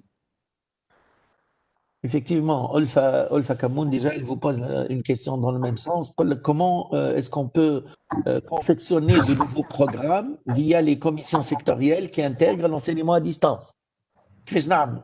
قال لك يا سيدي أنا عندي الكور نتاعي تو نحب نقريها distance. Comment faire? À qui m'adresser? C'est l'UVT, Siad, c'est l'université virtuelle. Vous savez très bien que la circulaire donc, qui vient ألفا اللي تسأل فيك. oui, أيوة. une circulaire qui vient d'être donc d'être publiée je crois, c'était bon, pratiquement, c'est le mois d'octobre.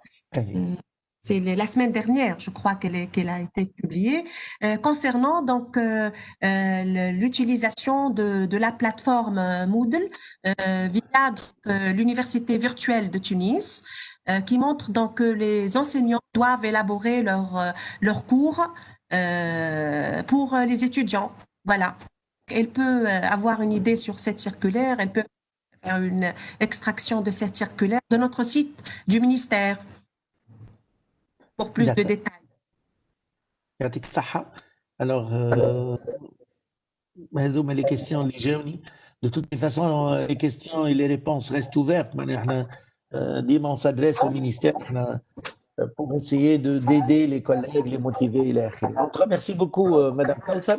Merci, merci, merci à vous. يعطيك الصحة. Et on va donc passer à la deuxième partie du séminaire. On a prévu une pause, mais comme vous savez, les pauses à distance, c'est juste prendre un café ou un verre d'eau. So we will switch to the presentation of Professor Roberto Serbino, the second part of his presentation. And I hope that you are able, Roberto, to participate with us in this part, even if it is in French. Yeah, I really liked it, and there are some questions also that concerns you about the active and adaptive pedagogy, its link with the research-based teaching and learning. Perhaps you will have the occasion to respond to these questions in your presentation. So I give the floor and take it together shortly. Thank you. So I can start my presentation now. Yes, please share your screen and start, please. Okay. I need someone else to stop sharing. The system tells me. It's okay. Is that okay? You see my screen, not the presentation? Yeah. Okay. No. Al-Ayed a posé une question, so on va revenir à votre question après la présentation de Roberto, s'il te plaît. Please, Roberto. Okay, so now in the second part, we will still touch marginally issues that we touched in the first part, but we mainly focus our attention to discussing a little bit what happens at the University of Milan. And in doing so, I will also reinforce the message that you gave during your debate a few minutes ago, which is that the medical schools are really a good framework for trying all these innovations. And I will be very precise in telling you what I mean by that.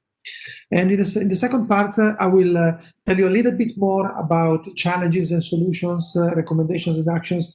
But I want to be very clear here.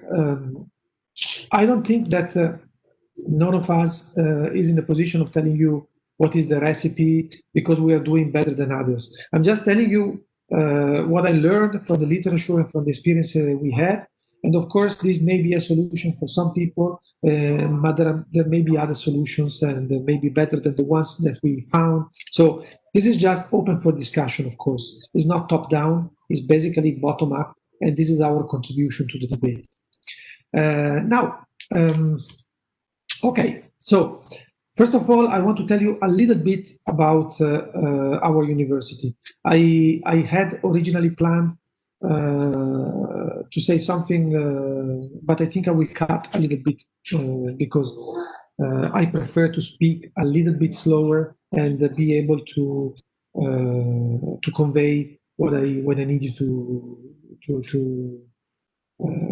you to get from me, at least for possible debate after. So Milan is in the northern part of Italy, and it is a quite large city and quite densely populated. It is the capital of the region of Lombardy. Italy has 60 million inhabitants, and Lombardy has roughly 1/6 of the overall population. So it's a very densely populated region. And actually, many people in Italy say that Lombardy and Milan are the engine, the economical engine of the country, even though the politics is in Rome, which of course is a beautiful city and our capital. So we have a large number of universities. I confirm that Milano is a beautiful town. Thank you so much. So we have a very interesting and fertile scientific environment with 12 universities and several research institutes, and the situation is even getting better, and we'll tell you in a while why. So our university is not super old. It's only 90 years old. It's not as old as Bologna, for instance, which is a very famous and historical university. But we did a good job in this 90 years because we are the only Italian university in the LERU, and we'll tell you what the LERU is, the League of the European Research Universities. And we also offer some high quality, where high quality is basically the outcome of these periodic evaluations that are conducted among different universities worldwide in a variety of fields. So in terms of campuses, we have a main campus, the historical one in a former hospital, medieval hospital, which is a beautiful campus. I hope you will be able to visit us one day. Some of you did for the sphere visit, but I hope that more people from Tunisia will have the opportunity to come to visit our campus. We also have, this is a problem, a very fragmented situation with many other campuses. To solve this situation, we are going to build a new campus in 2023.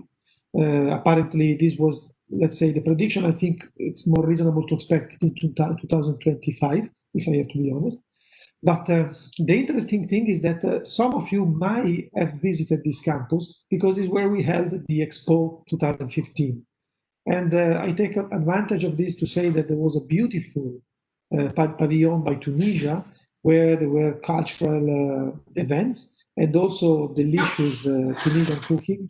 And I have to say that even though this is not as nice as visiting Tunisia in first person, it gave a taste of what you can find in your beautiful country.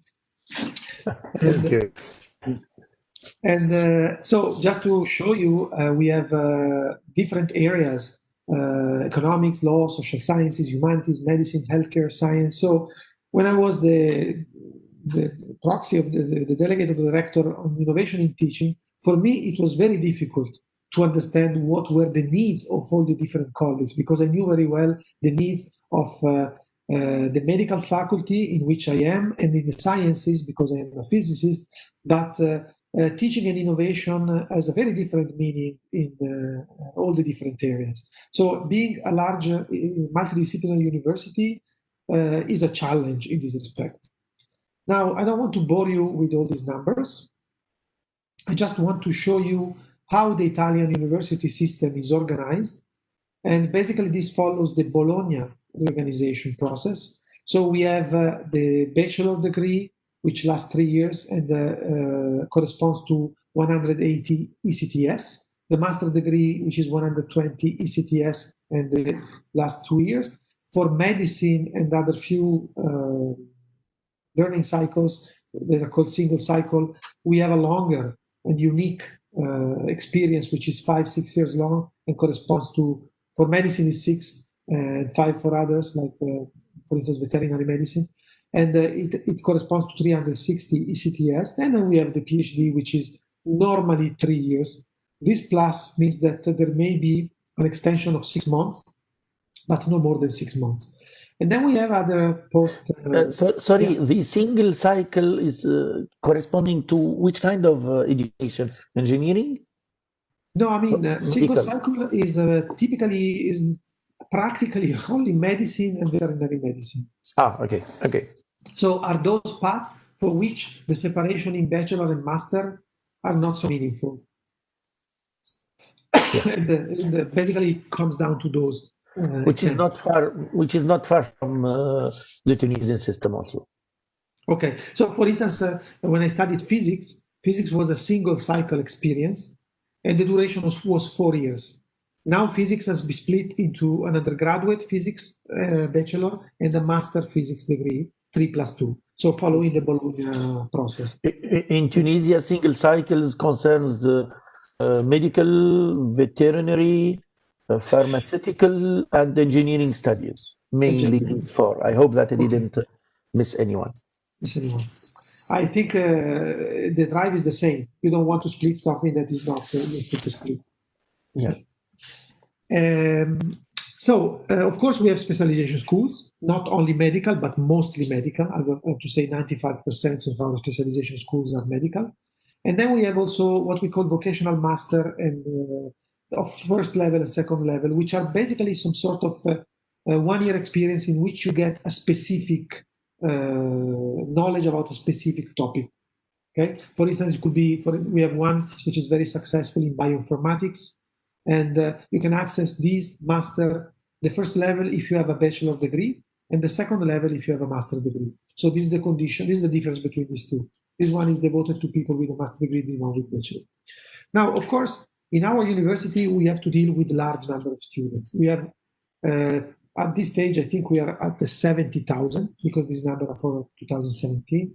70,000 students in all these different programs and courses, and only in the Faculty of Medicine we have 25 different programs, which is a very large number to deal with, and each of them is different, each of them have different legislative requirements. So when I heard your discussion before, I think that writing good legislation is key in motivating also professors in doing high quality research-based teaching and learning.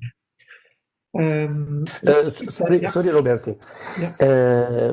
In this slide, I saw something which is very interesting, which is the vocational study programs. As you know, the future Erasmus Plus program 2021-2027 will include special financial support for vocational studies. And in Tunisia, we didn't have this kind. So if you can just open parentheses for that and explain us some example, what are these kind of education, what kind of diploma, etc.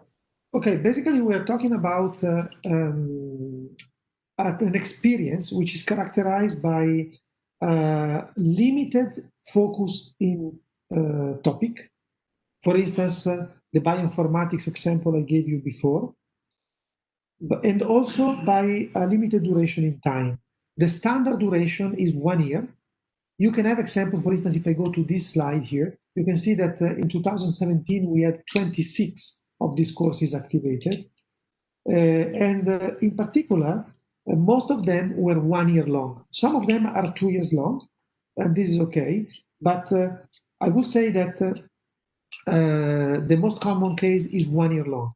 So they are short and focused. So one example could be a master in journalism. And this is, for instance, is because we don't have a program for journalism, but all our students who had a degree in Italian language or in humanities, they can access this after the bachelor school. This is a first level vocational study to become journalists. And so this is vocational and it's 2 years long. Another example is the bioinformatics I gave before. Another example is a global, this is a very new one, is a global health vocational master. This is 1 year long and this second level. So you need to have a master degree to enter this vocational, let's say, I apologize because we use the same term, master, for the +2 of the bachelor and also for these vocational masters. So this may create some confusion. So, but they are two different things. So the master program is basically in the Bologna framework, follows the bachelor program. And then after the bachelor program, you can still have this vocational master. The difference is that while the normal master is a multidisciplinary, not very much focused pathway, so it is more focused on the bachelor normally, because for instance, we have, I make an example, we have a bachelor program in medical biotechnology, which is 3 years long. So I'm talking about this level here. And then we have a master program in medical biotechnology. Students who get this master program in medical biotechnology can access a vocational master program, for instance, in, let's say, bioinformatics, okay? But the same vocational master program can be also accessed by students who have achieved a degree in another master program that is considered to be, let's say, relevant for this. And the difference is that the vocational master is mainly about bioinformatics.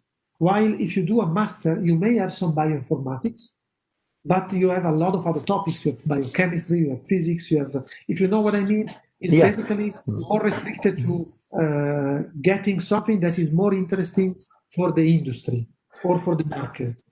Okay, so and in the diploma, it is written vocational master.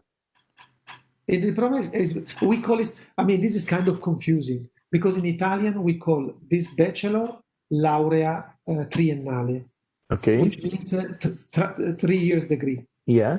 We call the master laurea magistrale or specialistica, which means specialized laurea, and we call this vocational master master. Okay. But this is just because in Italy we have an historical reason for that. Yeah, sure. And the vocational master, you said it is more oriented to industry. Is more oriented to things that are hot topic for the market. Okay. In Tunisia, we have something like master for research and applied master. Okay, but there is an important difference. Or professional master. I mean, let me say one important thing. What is the, politically speaking, what is the difference between this? Do you see my mouse? Yeah. Yes, but between this and this. If you want to activate one of these, it's a very long and tedious process. This has to go to the ministry. The ministry has to check whatever you have done, if it is respectful of all the tables and requirements and blah, blah, blah. So this takes a very long time. This you can do in 1 month. Okay. So you basically prepare something. So if you have a hot topic, you prepare a vocational master, you just prepare your teachers and the program and everything. You have to communicate it to the ministry, but there is not a revision process, an approval process. So this is ready to go. You do it, and next year you want to change it or not activate it, you do another one. I profit from the presence of Mrs. Kauthar with us, since she represents the Ministry of Higher Education. In Tunisia, we have an experience in medicine faculties, les facultés de médecine, who have a kind of certificate.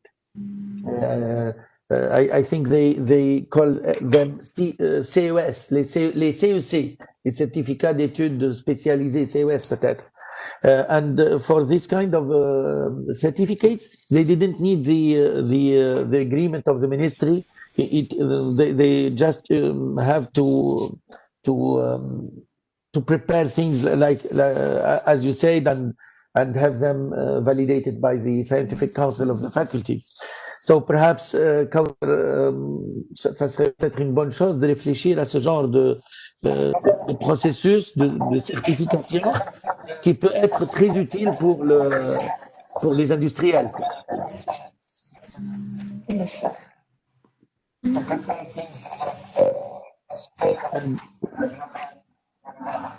And Roberto, someone who have vocational master, is the vocational master, is it possible to continue on a doctoral program, or we should have a master, a classical master for that?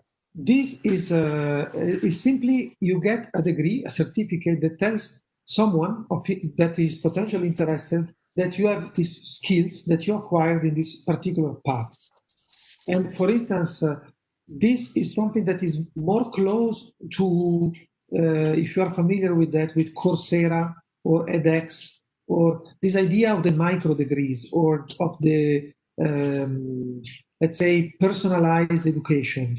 So we are going in that direction. It's a slow process, but the idea is to enable a person who has completed a bachelor or a master program to get some additional certification that comes from a prestigious institution, not from some sort of unknown online, let's say, entity.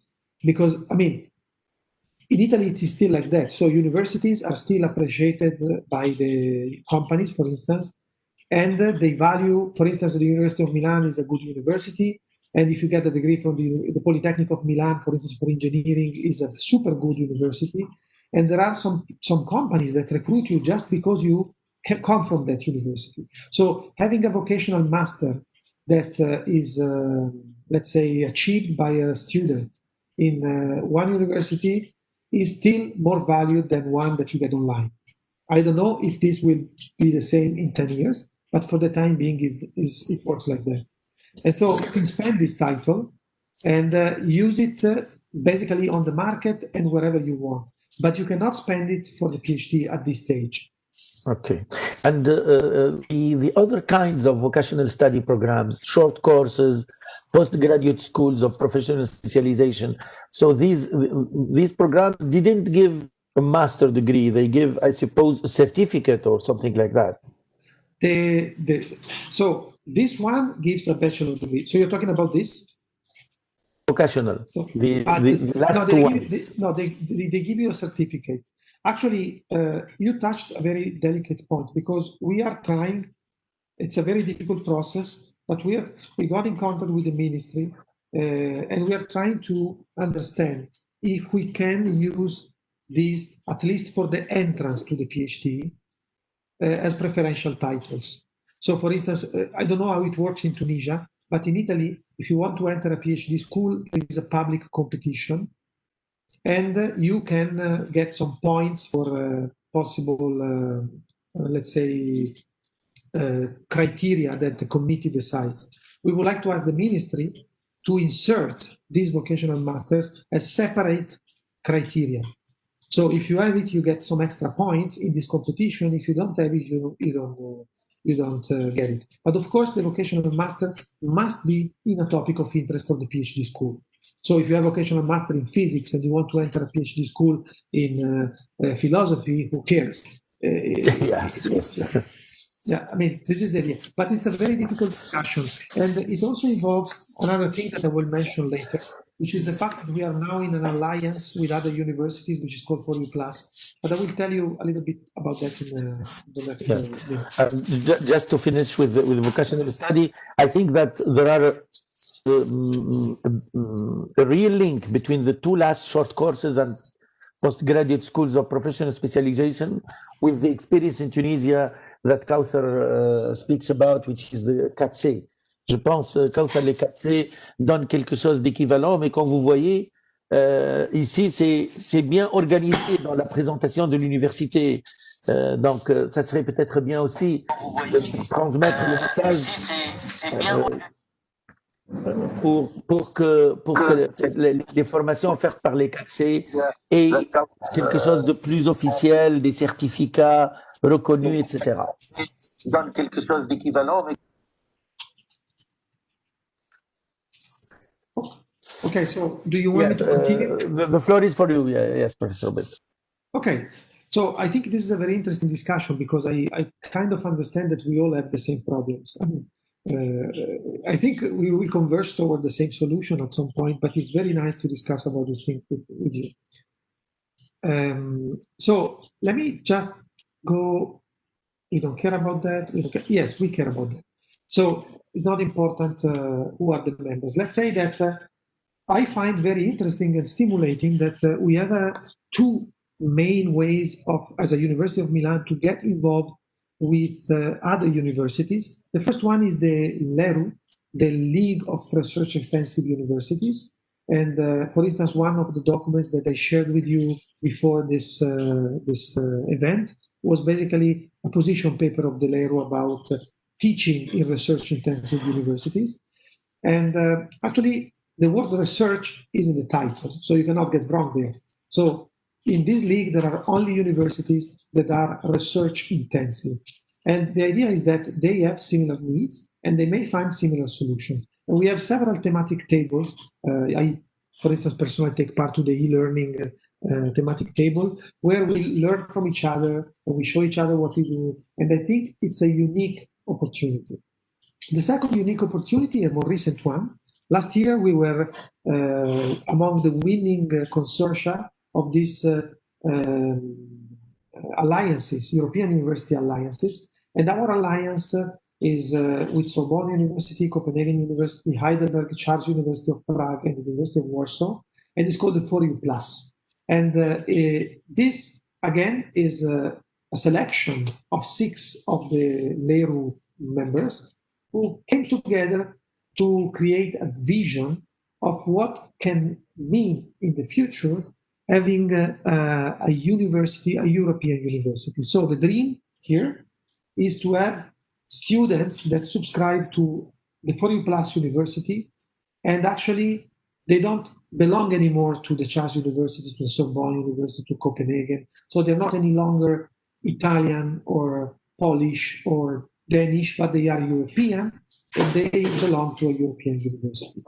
So this is going to be a very difficult task, and the European Union knows it, and this is the reason why they are funding several of these experiments to find which one will, or which ones will outline models that may become then reference models for creating an institutionalized research, alliance of universities in the EU. The problem, or financial problem, or ethic problem? No, I mean, it's before embarking in this adventure, I didn't have this so clear, but it's a problem of culture, first of all. I mean, we are coming from 6 universities, ranging from the north to the deep south of Europe. We are the south of Europe. The north of Europe is represented here by Copenhagen, and from the deep east to the deep west. And we have completely different culture. For some of us, we reach consensus with a democratic but very disordered process. In some other cases, it's more, let's say, leader-driven. And we have a different way of teaching. We have a different set of values that we think we should prioritize. Of course, the values are the same for everyone, but the priority we give to the values are different for each of the partner. And we also have different timing.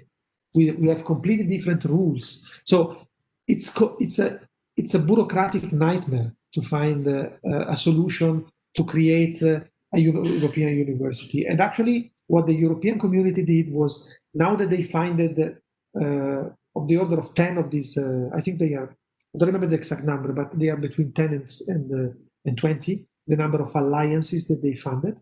They basically now created a table with representative of each of the alliance, in which they are asking to highlight all the criticalities that emerge in such a way that they can also act at the legislative level to change the laws of the European community, and or the recommendation about the laws, and also at the level of the individual ministries of the involved countries to facilitate the creation of this experience. So it's a very complex process, and I have to tell you, I am not sure that it will be so easy to arrive at a solution in a small number of years, but we are trying to do that.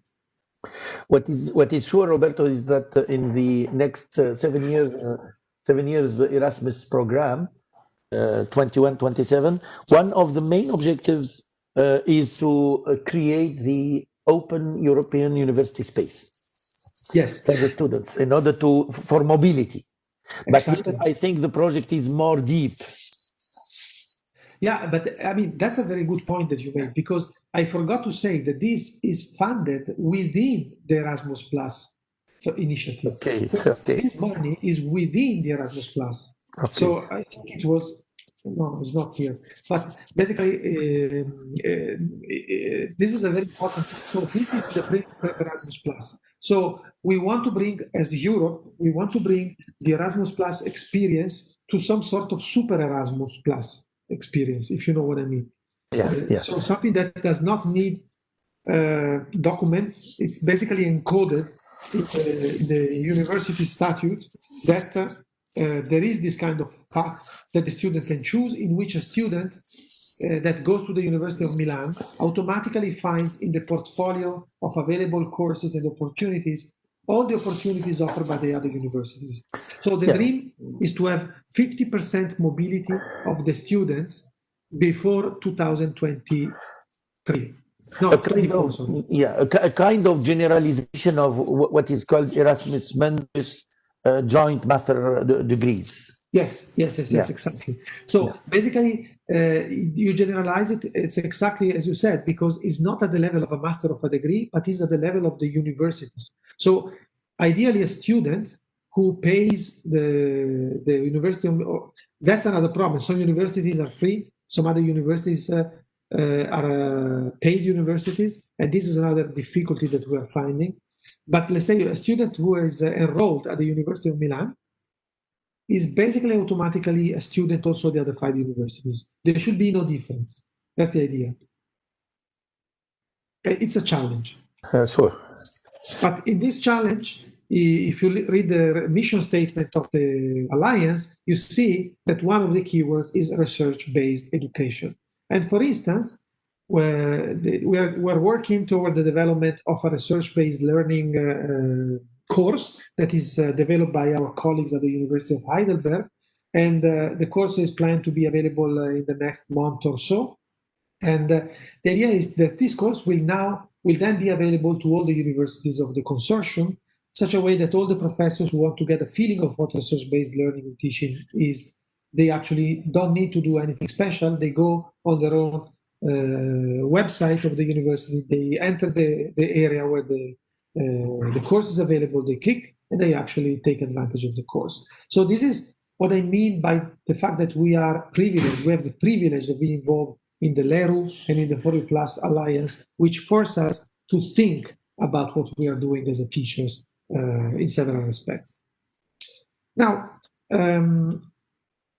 I wanted to make 2 examples of research-based teaching and learning at the University of Milan. And the first one, I will touch it more briefly, is the International Medical School. Is basically an international program that is very selective. We select 50 students per each academic year. Actually, now we increased it to 60 from this year, from this month of October. And normally they are prevalently from the European Union, but we have several also from non-European Union country. You can see, for instance, in 2016, 2017, which is the most recent data that I found on the internet, we had 4 from Israel, 4 from the USA, 2 from Canada, 2 from Egypt, India, Taiwan, Albania, Lebanon, Turkey. We also have from Cyprus, Poland, UK, Greece, and what we find, Swiss, Romania. What we find interesting is that we started several years ago, and most of our students, almost exclusively, were Italian. Now we have 20 Italian over 50 students.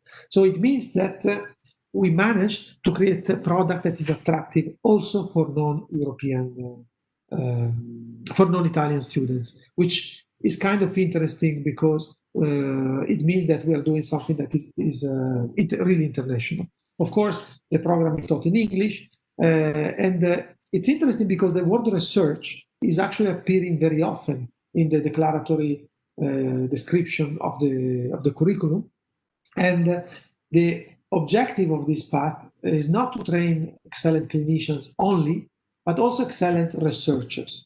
This is the idea behind this pathway, and this is what mainly differentiates this classical pathway from the Italian one, the traditional one that we have in our university.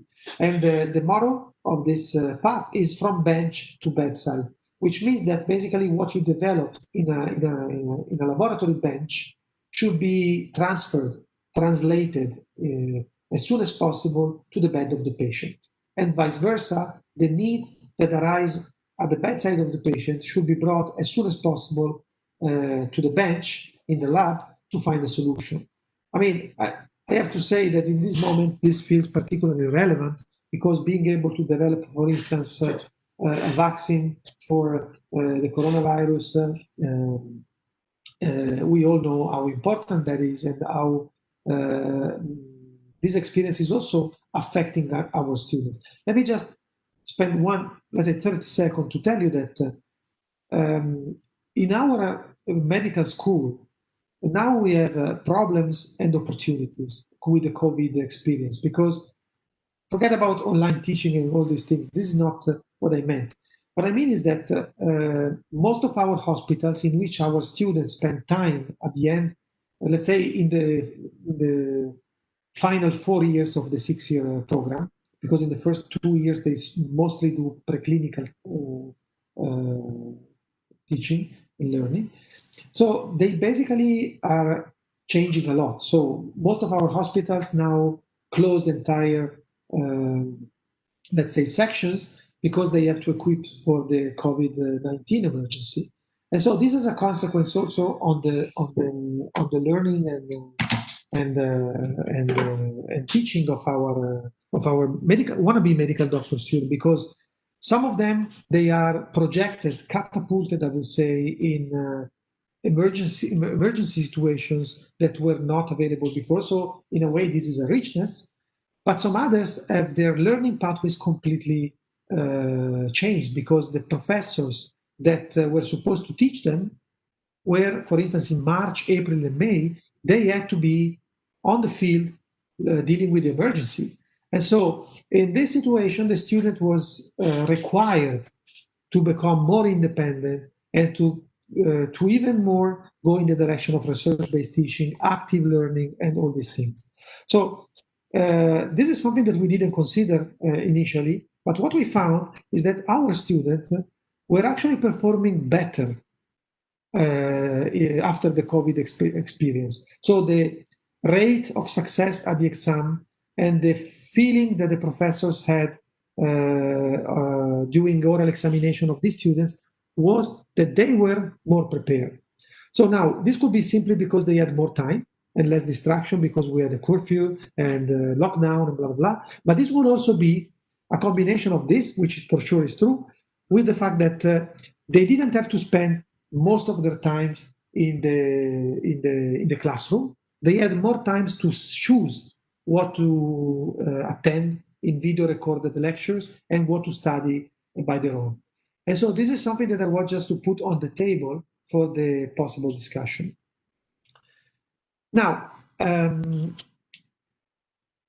so I lost track of my time. Can you please tell me how much do I have left? We have another hour. So okay. you have time. Okay, I have time. Thank you. So this is great because I don't need to speed up or to skip too many things. Now, what do we do in the International Medical School to strengthen the link to research, which we believe is so important for our medical doctors? Well, first of all, from year one, students are invited to all the research seminars that are held in the department where the course is located. And so this includes experts from Italy and from abroad. And students, even if they are not experts yet, we ask them to come to this seminar and to start understanding what research is. So if you remember, one of the things I told you before is that we have experienced that our students at the beginning don't have a clear idea of what research is. And we believe that having them from day one attending research seminars, even if they will not understand 100% of the content, is very important. Second, as soon as possible, they have to enter a research lab and they have to do inquiry-based learning with all the things that we discussed before. And this is actually one of the pivots of this path, of this program.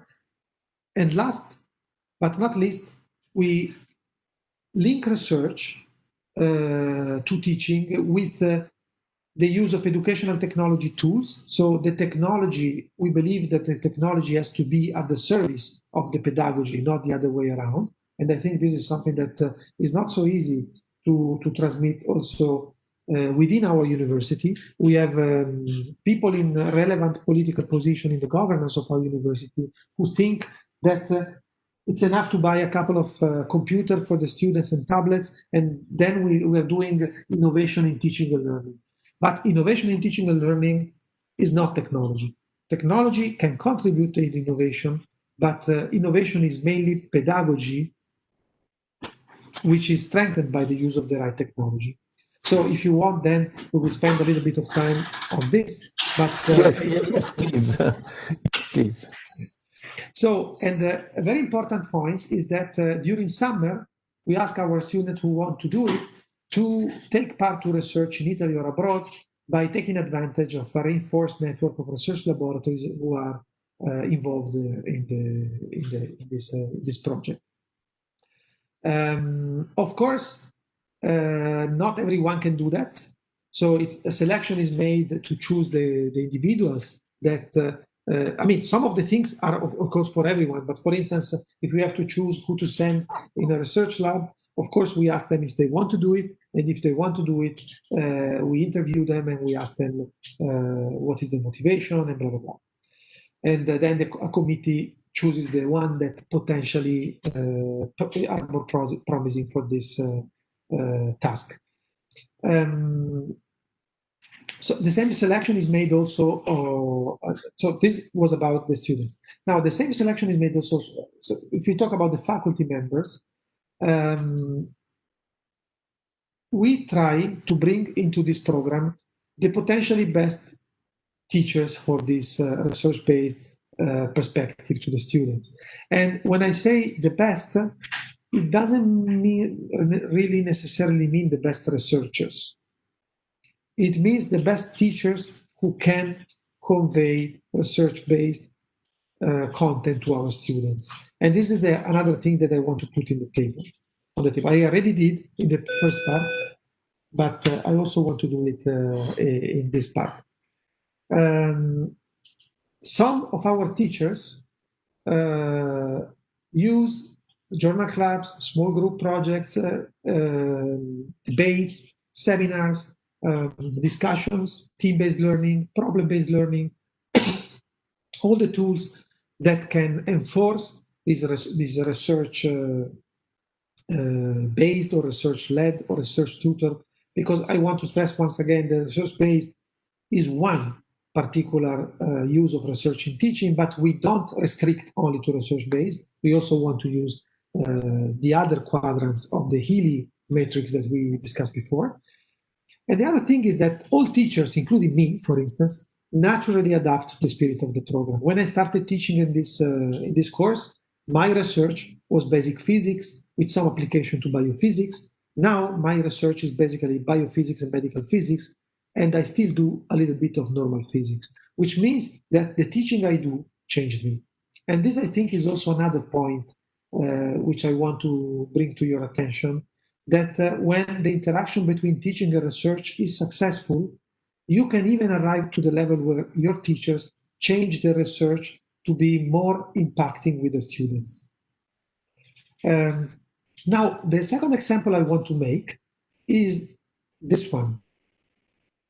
Now, I told you that this is an international medical school, which is only for 50 students per year. Most of them are not Italian. But we also took inspiration from this experience to propose something similar and even more interesting, in my point of view, in some respect, to all the other students, the one in the Italian tracks. We're talking about, just to give you an idea, I would say 500 students, another 500 students. Okay. Now, this Virgilio program is a consortium between three different universities: our university, the University of Milano Bicocca, and the Humanitas University. The first two are public universities. This one is a private university, and the funding comes from this foundation, which is originally a bank foundation, now is something different. And it's basically an idea to, let me skip this for a second because I think equivalent content can be found here. So the basic idea is normal medicine program is 360 ECTS.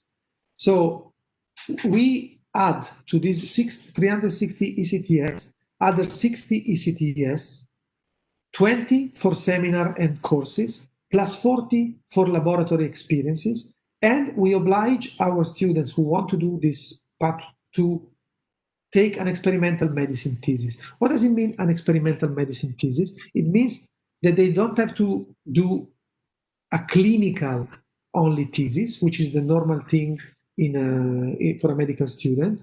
They also have to do an experimental clinical medicine thesis, which means that they have to do lab activity and be able to do research-based activity during the overall pathway. of course, what is the difficulty in this research-based implementation? The difficulty is that 60 ECTS on top of a 360 ECTS program are a lot. I mean, our medicine students normally without the 60 ECTS are working very hard. So how do we do that? First of all, we start at the third year, which means that we have 4 years to distribute the 60 ECTS and the thesis.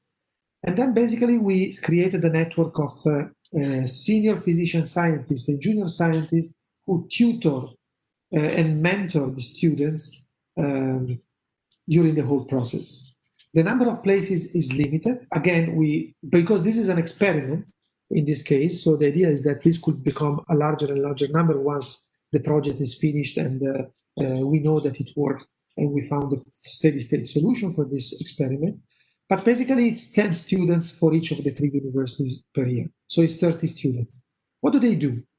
So they enter the third year, but I know this is a selection criterion, is a barrier, but we need this barrier to get the most motivated students. And they have to have gained all the credits of the first 2 years and of the first semester of the third year.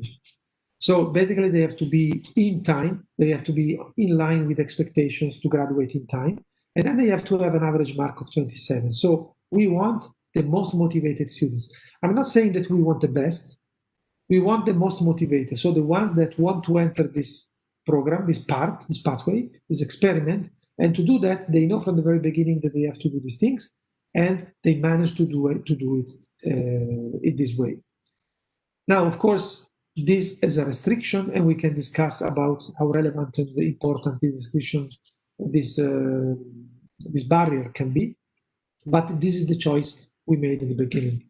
So there is a selection committee. Again, there is an interview because there are typically more than 10 students per university that satisfy these requirements. And then at the end, again, there is a decision about who can enter this program.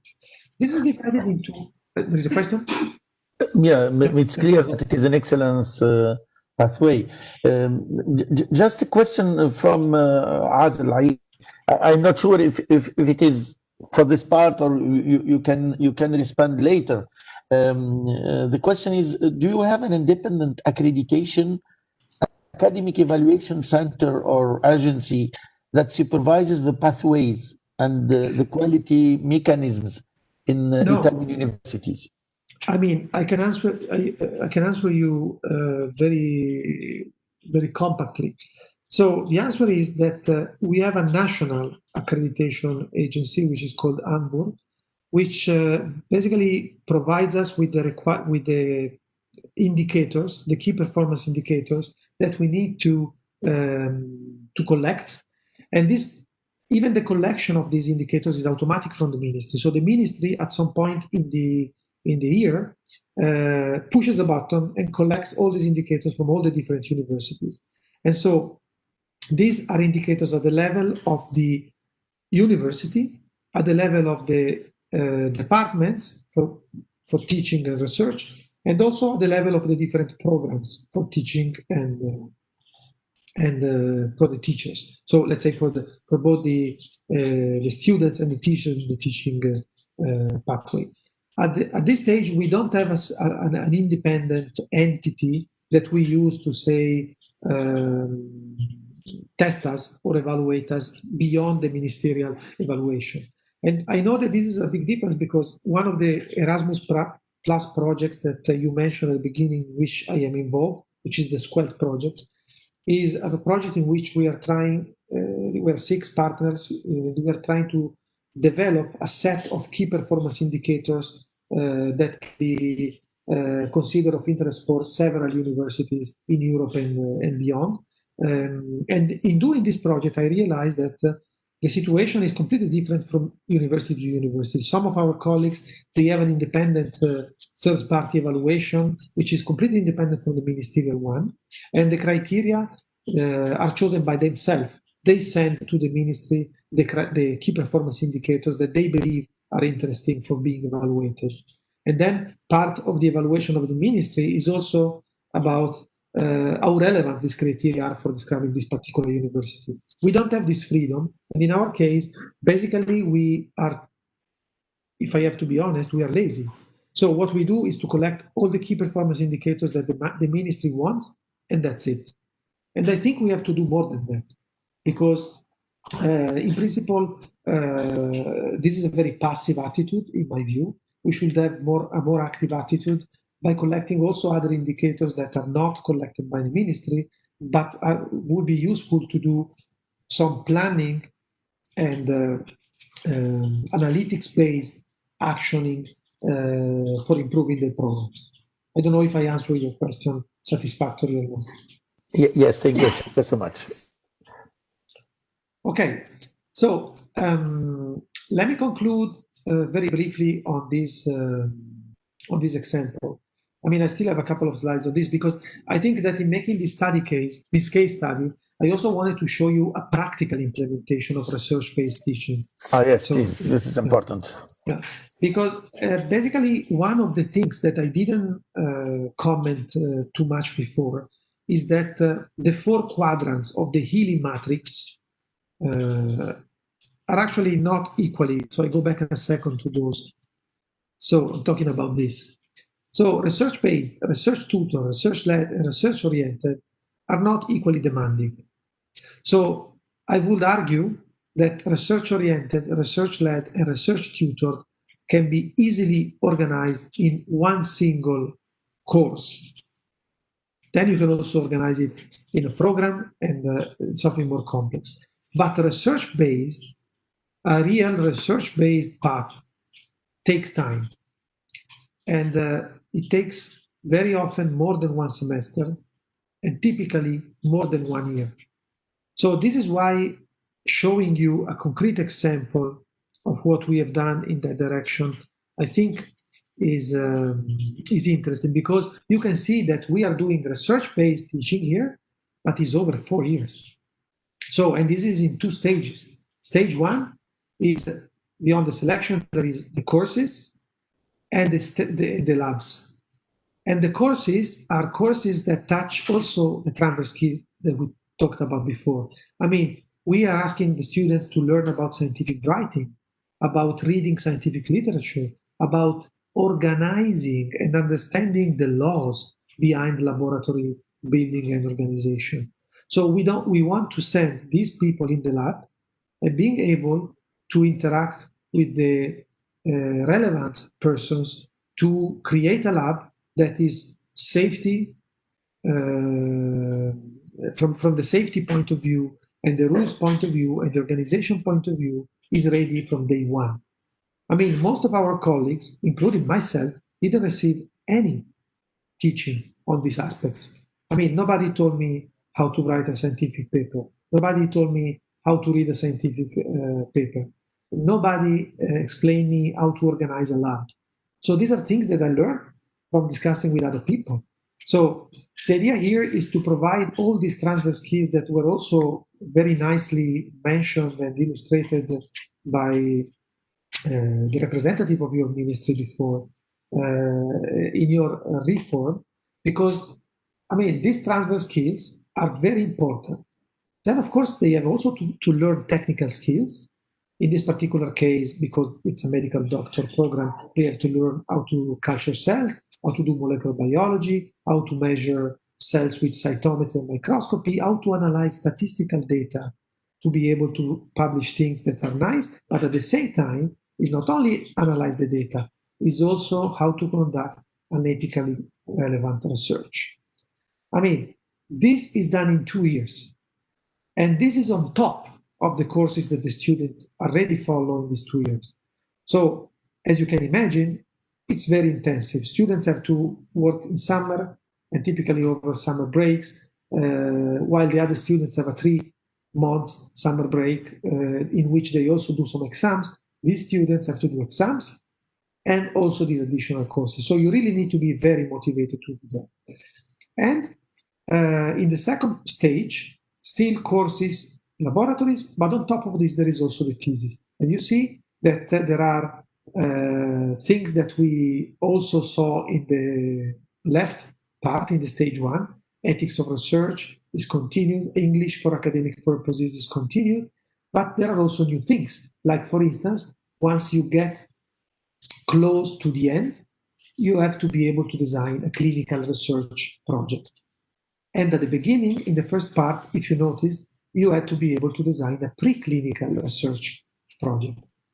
I mean, the idea is to follow the student and give the students all these tools from which the student can build the personalized pathway, which will be the thesis. So the thesis will be the end of this process. And at the end of this process, the student will have built an individual personalized experience, also made of choosing the lab where they want to go in these rotations. This is a very ambitious project. I'm not denying that. But what I can tell you is that I think I want to move here, because if you are interested in the slides, you will find all the details about the laboratories and the kind of methodology that are used, blah, blah, blah. But given that we will touch upon them also in the next part of the talk, I don't want to remove too much time from the second part. I just want to show you that this is an experiment that started in 2018 and will finish in 2024. Now we are here. So this will involve different cohorts of students, different kinds of activity. But what is the message here? The message here, if you really want to do research-based teaching, it's a long process. No one, at least in our university, was able to do research-based teaching in 1 year. So, I mean, I'm not saying a research-based teaching path, the design of the path. I'm just saying designing a path, testing it, and also iterating to improve it. So this is what will happen in the 6 years. We are here and the students are very happy. They complain because they work a lot, but they're very happy, and we get increasingly more requests when the time passes. So at the beginning, the students interested in this were not so many, but now as the students hear from the students who did it how it works, they want to do it. And so it's more and more. But again here, yeah, sorry. Yeah. So I retain here that students are working more, Yeah. and it takes time. But this is for a whole program, not for one Yes. course. Yes, yes. Okay, for one course. So I suppose that it is easier. Yeah, for one course it's easier. Yes, absolutely. Yeah, absolutely. But I mean, one thing that I want to tell you, which is very important, because I see that today we're also focusing on political issues and legislative issues, is that this is a way to get close to something which is internationally known as the MD PhD program.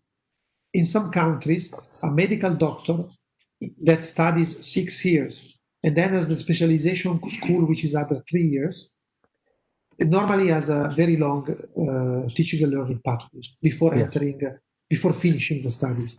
Yeah. So what does it mean? That very often these people go and only have a clinical activity. So we struggle in Italy to have people who want to enter a research clinical activity. I mean, if you know what I mean. So basically the drive is very easily understandable. The drive is money. I mean, if you are a medical doctor and you have a clinical activity, either as a private medical doctor or in a public facility, you have a lot of income. I mean, of course, this is attractive. And if you enter a research institution as a medical doctor, or if you focus more on research, this is not as rewarding in terms of income as a clinical activity. But we need, I mean, the important point is that we need research oriented medical doctors, because those are the ones who develop the vaccines. Those are the ones who develop new therapies. And I mean, we cannot hope that the therapies and the vaccines and the cures and the prosthetics and the new technologies are driven by clinicians, because their focus is different. Who is paid better? Who is paid better, the researcher or the clinician? The clinician. Yeah. So we have to interest the other. Yeah, but I mean, it's a very delicate point, but it's a very important point. So research is important, but if we value research, we also have to pay researchers as much as they deserve. Yeah. And I mean, this is not a problem exclusively in Italy, it's a problem in several countries. But I think it's a very important point, especially in this moment where we suffer from the fact that we don't have as many research-oriented medical doctors as we would like. Yes. And so this is an attempt to solve this issue. And I now would like to enter before entering the final part of my talk. I would like to ask you if you have any questions about this.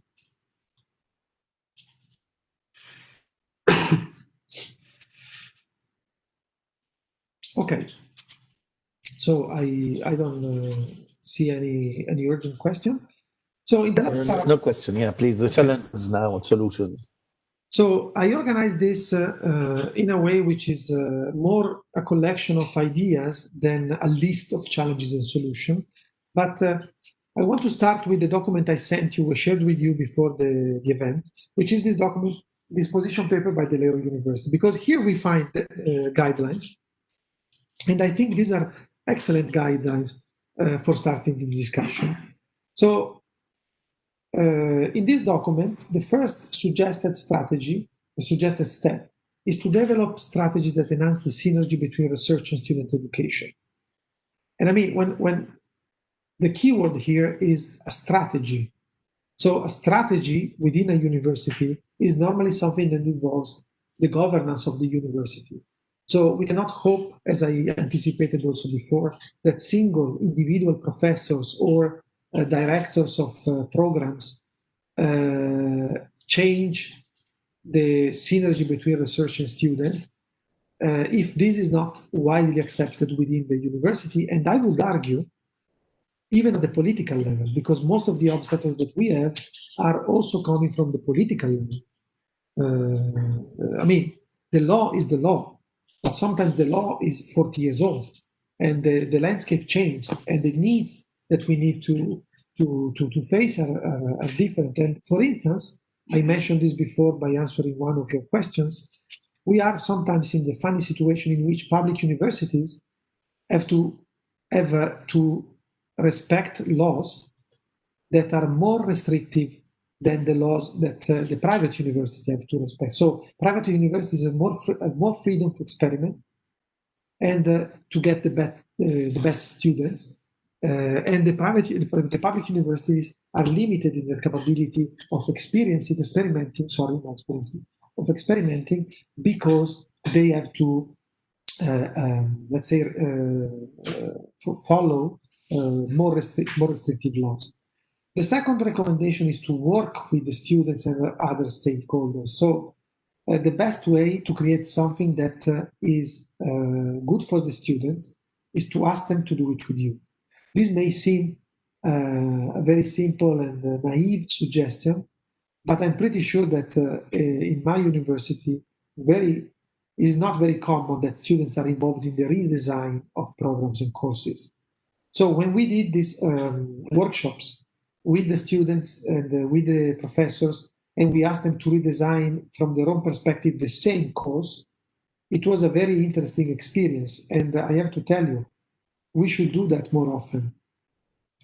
I mean, this we already mentioned, we have to bring teaching and education at the same level of research when we evaluate our professors. Fourth, we have to reward excellent teachers. So why do we reward excellent researchers, for instance? I mean, this is kind of interesting, I think. In my university, if you are an excellent researcher and you got a very big grant, you can ask for a reduction of your teaching duties. So what is the message that we send? I mean, I'm pretty sure that this is a good thing in general, but what is the message that we send? We send a message that teaching is a burden, and you can be relieved by this burden if you get a lot of money and you bring it inside your university. That's it. Really. I mean, why don't we do the opposite? Why don't we say that people who have very good results in teaching will be evaluated positively, even if they don't bring enough money to the university? I think this will be fair. Why don't we do it? It's an open question. Of course, I don't have the answer. I mean, or yes, if you want, I have my answer, but it's better if I don't share it publicly. So the fifth point is informed teaching. Roberto, you said that you have a proposal for an answer. No, I mean, I don't have a proposal for an answer. My proposal would be that we have to do it. So, for instance, one possibility to do that would be that the salary of the professor as a baseline component, and then it has 3 additional components, which are for teaching, for research, and for service. I think that historically, the university directors or presidents want to encourage research, but with years they forgot that they encourage enough research, and now they have to remember that there are education, also teaching. Exactly. They have to reward also. But I mean, my point is that at least in Italy, if you touch the salary, then people will realize that there is something to do. Because if you tell them your salary will be made of different parts, and of course you can get up to the maximum only if you perform well in all 3. Yeah. You see that people will start teaching the attention and teaching the service. Sure. But I mean, this is difficult. This is very difficult because it will imply a periodical review of the performances. And we all know that evaluation is a difficult task. And it's also very difficult to have a very good peer evaluation. You have 2 very easy steady-state solutions. The first one is that they are all good. So everyone evaluates the other saying that they are all good because they are afraid that someone else will evaluate them in a positive way. Or you have the other case in which people will basically use this thing to hit on enemies by penalizing them, even if they don't deserve to be penalized. So this dynamics is also the same one that enters the peer evaluation with our students. So we know that it exists. So, and there is no reason why, if it shows up with our students, it doesn't show up when the peer evaluation is at the level of the professors. So this is my opinion. Then, of course, we have to inform teaching, and this is not trivial. So the university should organize preferential channels to inform teachers with the latest findings of research. So newsletters, periodical meetings, all these kind of, let's say, tools that are, or for instance, communities of good practice, which is a very important thing in teaching, by using which a teacher doesn't need to surf the literature to always be updated with the good results that can be used in teaching, but there is also someone else that contributes by informing the teachers about the relevant new results in the research literature. Then there is the recommendation of,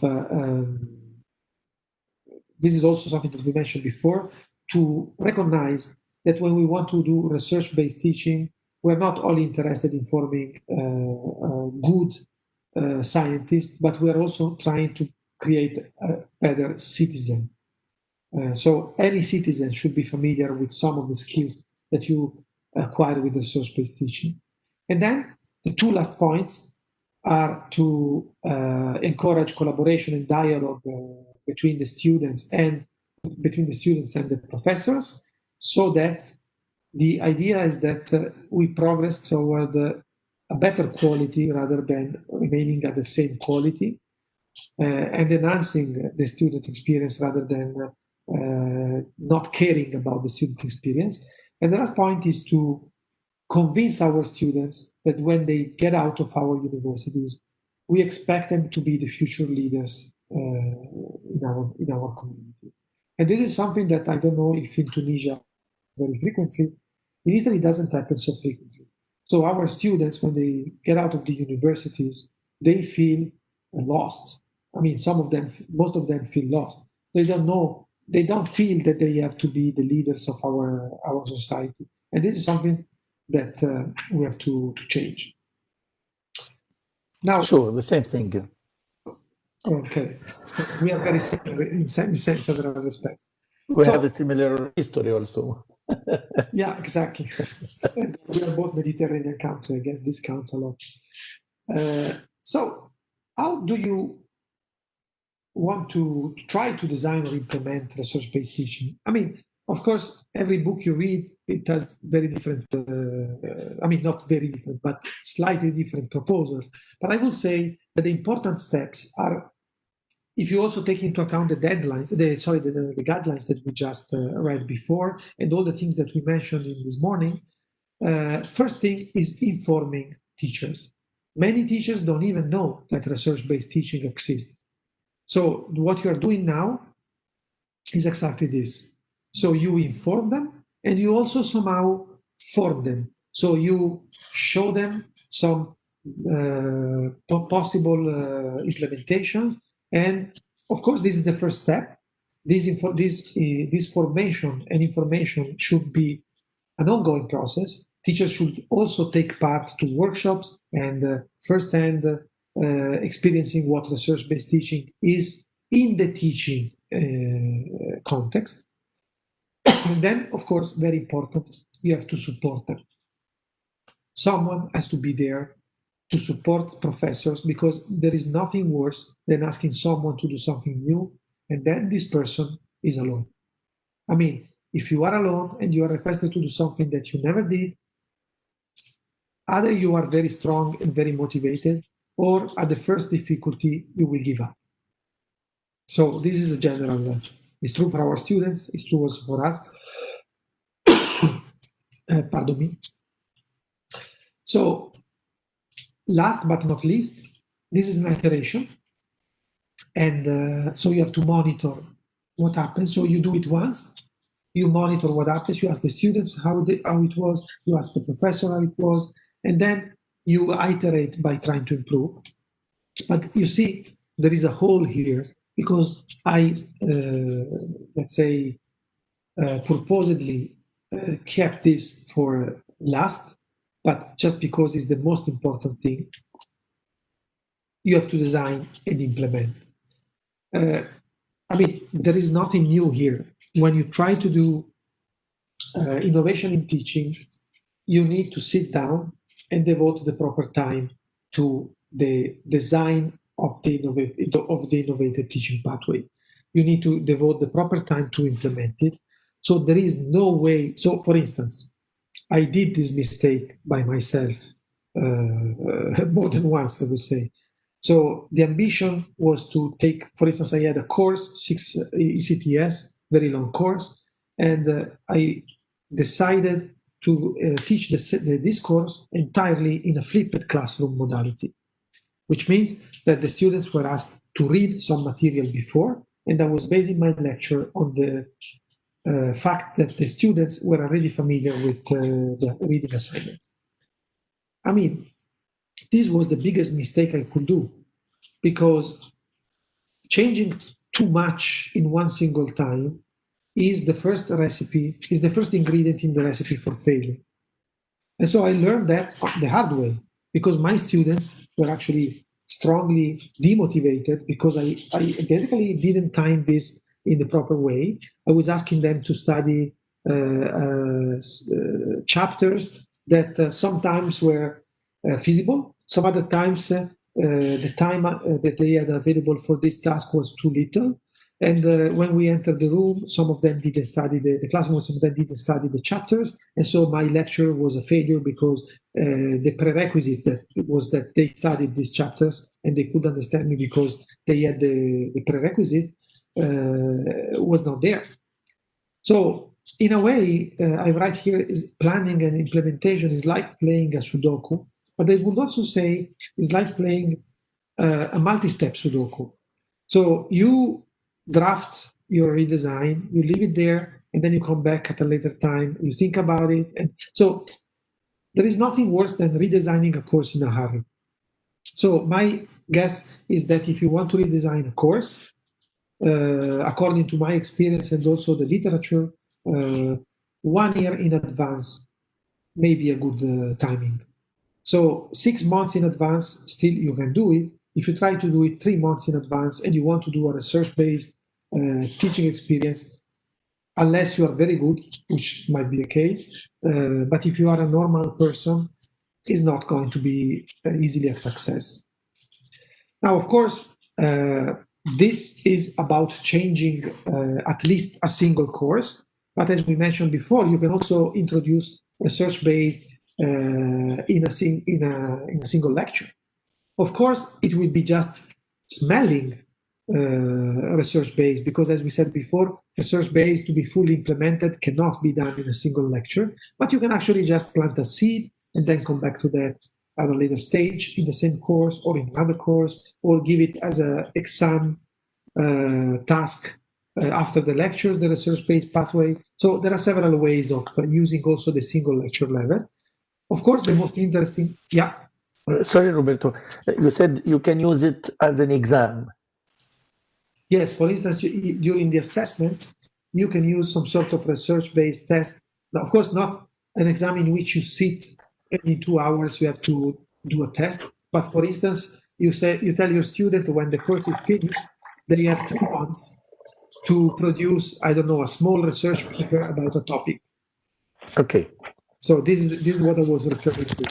And you evaluate all the team or only each student alone?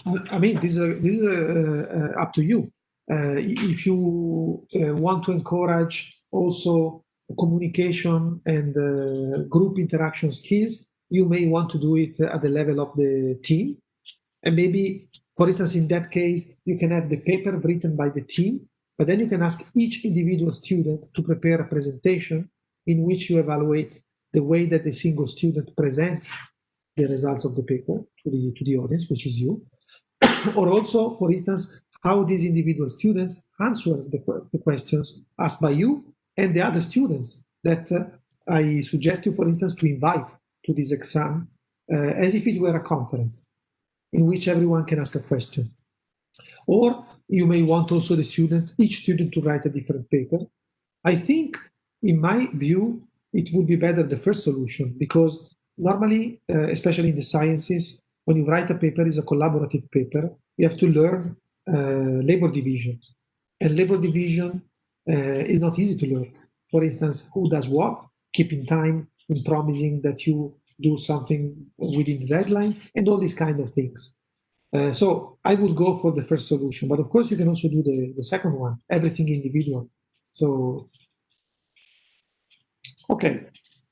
At the single course level, of course, is a little bit more easy. And at the program level, so in a way, what I just described is more at the single course level, where you use the single lecture level only to plant the seed. Okay.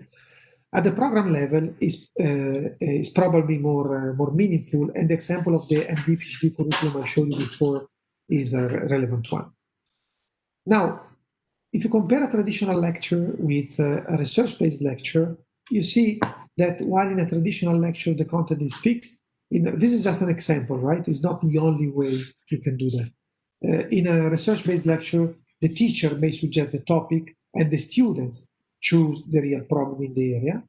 And for instance, in a traditional lecture, the flow of information is one directional, while in the research-based lecture, the students use problem solving, for instance, which means they start from the problem that they identified and they go and try to find all the tools needed to answer this question. And other important difference is that normally in a traditional lecture, you do a written and oral exam, while in a research-based lecture, you can use papers, manuscript, presentation, reports to evaluate the performance of the students. And when I say performance, I really say performance. So if a student is giving a great talk that gets you excited about what he did or she did, I mean, this is something important because it's part of the job. If another student gave a very depressing talk, he didn't get you excited, he didn't even explain you why what he did or she did was important, well, this goes into the evaluation. And of course, the role of the teacher here in the research phase is more to be available for driving a Q&A session or giving tips and suggestions at intermediate steps. So, and most of our colleagues think that this is a less demanding activity. But based on my experience, this is a more demanding activity. Because in this lecture, you enter and you know exactly what you're going to teach for 2 hours. And basically, if you're lucky, you get some questions. But if you're unlucky, nobody will ask you a question. And so you prepare your lecture, you deliver your content, and you go. In this case, students may ask you questions whose answer you don't know. And when this happens, it means that you have really done a good job. Because if your students arrive to the point that they ask you questions that you cannot answer, it means that probably they have found a very good research question. So this is a very important point. And teachers have to change their attitude. Because if you are a teacher, that when you ask a question, when you are asked a question and you don't know the answer, for you this is a source of embarrassment. It's better if you don't go in this direction. Because, I mean, I have no problems in telling my students, well, this is the first time I'm thinking about that. I don't have an answer for you, but let's try to build an answer together. And I mean, this is very rewarding. And sometimes you don't find an answer, and that's okay. I mean, it doesn't mean that you are a bad teacher. In my view, it means simply that this question deserves more time. And what I typically do, I go home, I think about the question, and the next lecture I go home to my students and I tell them, look, you know your question?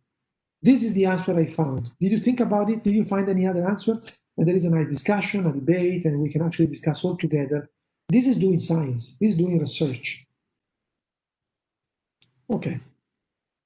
Now, I think, Roberto, really that the slide is one of the important that you present us this morning, and it invites all of us to think about. You know, in all the universities, the syllabus is the standard way of presenting a course, etc. And now with the research-based lecture, things are really different. Yeah. Student is at the center of the process. It's very different. I agree with you 100%. And actually, you can still write a syllabus. I mean, this is not forbidden, right? So you can still write a syllabus, but the syllabus is mainly a collection of topics, is mainly a collection of ideas that correspond to learning objectives, because of course, at the end, we all want our students to get to improve their knowledge or their know-how or their capability or their skills. I mean, learning objectives are not irrelevant. But the thing is that some of them may be fixed, some others may arise as a consequence of the research. And I think this is also great because this goes in the direction of the personalized education, in which each student has the same opportunity, but each one of them takes a slightly different direction and gets to a slightly different, or even not slightly, completely different final point. And this is fine. I guess this is fine. I mean, this is my personal opinion. Of course, you may disagree, but this is my personal opinion. Okay, so when you do research-based teaching and learning, one of the most interesting frameworks is the Zurich framework. The Zurich framework was elaborated by Trent and Hilbrand in the context of the Leroy Alliance that I described before. And I don't have time to go into the detail, but I just put the reference, unfortunately in German, but I sent you a document that is a presentation that they gave at one of the learning groups of the Lero meetings. And it's in English. It's a little bit more accessible, and it points to all these ideas. And the only important thing I want to, I mean, there are several important things. I will briefly touch them, but this part is basically the key point of what is research-based teaching. We can use all the definitions we want, but the research-based teaching according at least to the Zurich framework, but I agree 100%. My opinion is exactly coincident with this, is that if you really want your student to undergo a research-based teaching experience, they have to live a research experience as if they were researchers. What does it mean? That these steps are fundamentally mandatory.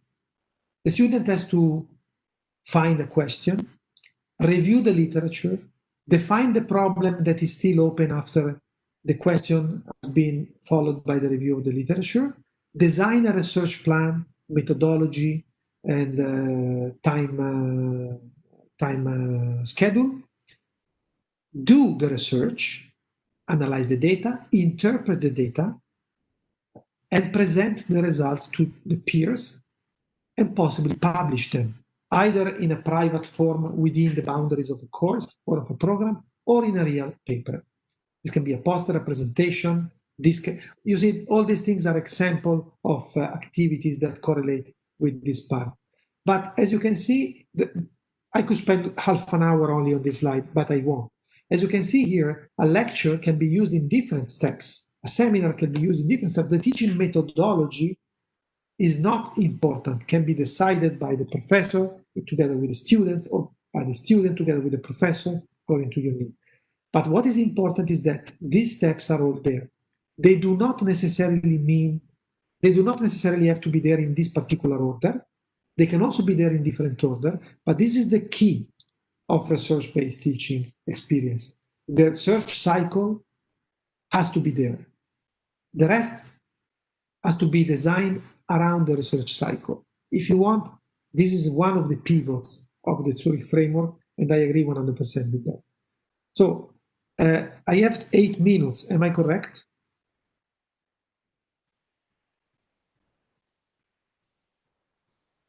Okay, I assume I am correct. So. Yeah, Roberto, please. Yeah. Okay, Yeah, okay. sure. In the last 8 minutes, I just want to tell you something that is quite important. It is the answer to some of your questions. So when you design your teaching, this is valid for any teaching, not only research-based teaching and learning, but also other teaching activities.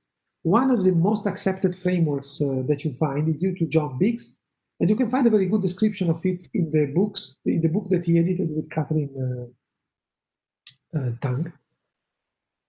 And the keyword is called constructive alignment. So the idea is that the learner constructs, so I basically cut and paste the word of an abstract of the first paper of Biggs, because I think this is the best synthetic description that you can get of this principle. The learner constructs his or her own learning through relevant learning activities. This is why it's called constructive. The teacher's job is to create a learning environment that supports learning activities appropriate to achieving the desired learning outcomes. The key, so the learning outcomes, the activities, so these are the two keywords that he already used. The key is that all the components in the teaching system, the curriculum and its intended outcomes, the teaching method used, and the assessment task, which is the third pillar of this method, are aligned to each other. All are tuned to learning activities addressed in desired learning outcomes. The learner finds it difficult to escape without learning appropriately. And I find this ending amazing, because it tells you that if you do it this way, I mean, of course, he's selling his own goods, right? But what Biggs tells you, if you do it this way, it's impossible that your student won't learn. And actually, I have here a question. Yes. From Azir Ayedi. Yeah. He's asking, are research and learning outcomes linked in all courses? And do you have an indicator that measures this link? Actually, not necessarily. So what constructive alignment is not necessarily related to research-based teaching. So it's a design principle that is very generally applicable to all teaching experiences. So of course, the teaching, where can research enter in this triangle? Everywhere. So research can influence the learning outcomes. research should influence the teaching and learning activities. And as we can see, as we will see in a second, and this will be the answer to another question I received this morning, research will also enter the assessment. So the indicators are not easy to find. So let me briefly go through the assessment, and then I will also go to the indicator. So this is the assessment. So to the indicator, I won't go in detail in the indicator, but I will comment about the indicator. So first of all, I want to refer you to this chapter, Assessment and Inquiry-Based Learning, in this book. This book is available for free on the website of Springer. You simply download the PDF, and at least I could download the PDF from home, so I guess it was not because my university has a subscription. So in this chapter, you find everything you want to know about how to do assessment in research-based teaching and learning. I just cut and paste two pictures, which I find very interesting. The first one is this one. So the academic assessment for the research-based teaching is divided in two major families. The first one is assessing knowledge related to research. It's called the symbolic evaluation. And the enactive evaluation is actually assessing skills. So these are research skills and these are research knowledge, and you want to assess them both in principle. How do you assess them both? Well, if you want to assess knowledge, well, you can have an oral exam or a written exam. We all know that. This is the best way to knowledge, to assess knowledge. And, sorry, and this is the classical way that you are doing. Yes, exactly. Yeah. But what I mean is that for research, you have both knowledge and skills. Yeah, sure. Right? So you divide in this. And so the last part and also the table I will show you will explain in more detail. So if you want, this scheme is also valid for non-research-based teaching, if I understand your question. So basically also that's it. But let's say that in research-based teaching, the oral exam can be in the form of a dialogical interaction, which means at least two persons are involved. Typical case is an interview, or a monological, a presentation. Yeah. A written exam can be in person or in absentia. Let's say is what we call normally now in these times a synchronous or an asynchronous experience. A written exam very often is a synchronous experience. You do it in a real or a virtual classroom. A term paper is a typical example of an asynchronous activity, written activity. But when you go to assess skills, none of these will work. And you have to go to something different. And in this case, this Gabi Reimann, she proposes this differentiation, which I like very much. One is situated. So you have to demonstrate something for someone else. And another one is the materialized. You have to produce something tangible that shows that you have these skills. What do I mean by that? For instance, imagine that you are a chemist and you want to show that you know how to produce a substance. Okay, then you have to produce that substance. Or imagine that you are a chemist and you know that you want to demonstrate that you can measure pH. Well, then you do a demonstration, a practical demonstration in which you show how you measure pH. Of course, I'm not a chemist, but I can make a similar example for physics. I'm pretty sure that each of you can make similar example for their own discipline. But let's go a little bit in more detail. This is a very interesting table that you find in this paper, in which for each one of these examples, you find a possibility. Sorry, this is the phone of my neighbor. I cannot switch it off. I hope it will stop very soon. No problem. Yeah. No problem. The alternative was to be home with my children screaming. I decided that this was a better alternative.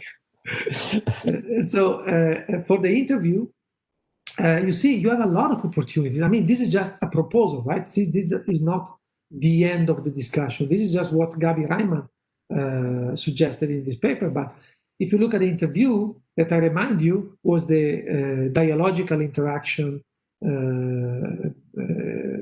for the research knowledge.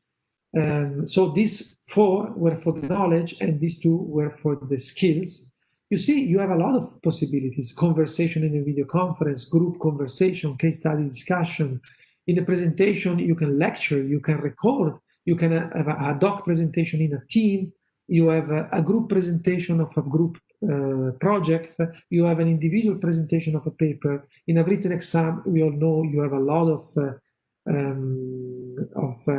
very well-known alternatives, but we also have very interesting propositions. For instance, electronic written exam with multimedia application tasks, debate with choice of given topics. I mean, a written debate is not something that we're all used to, and this is actually a possibility. I mean, the portfolio is, if you want, a very extreme form of a term paper, because you can have a portfolio that covers 4 years of the experience of a student. And the portfolio, for instance, we do that for medical students. We have a portfolio, an e-portfolio in which they collect all the activities that they do during the 6-year careers. And this is a unique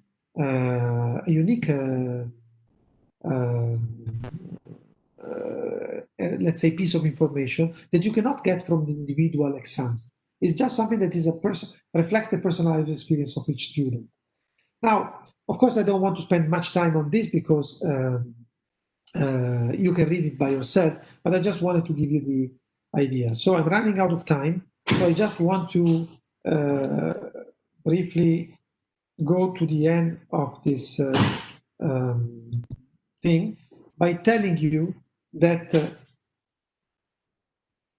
so let me go to the last slide. So this, I want to tell you this. I spent 2 minutes on this and I promise I will be finished.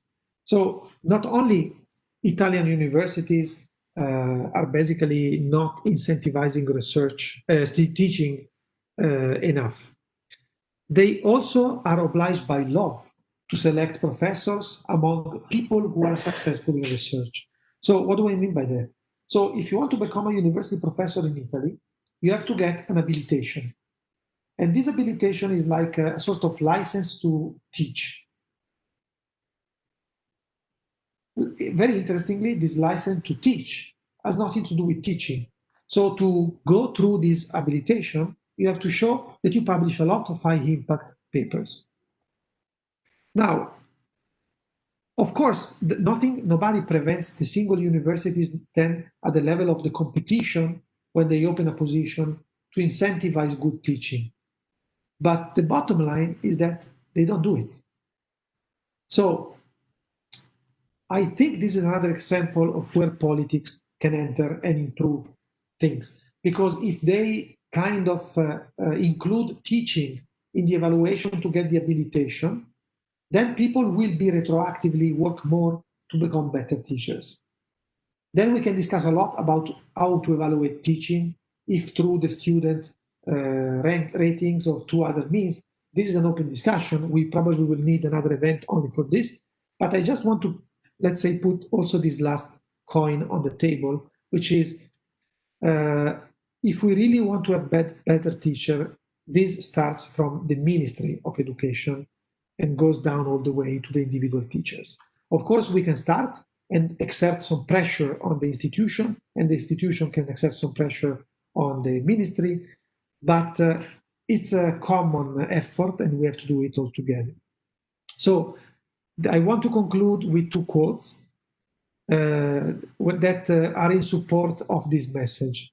It is not too difficult to do both good research and teaching, because the principles for good research and teaching are very often the same. And for me, they go down to these 2 quotes by Albert Einstein.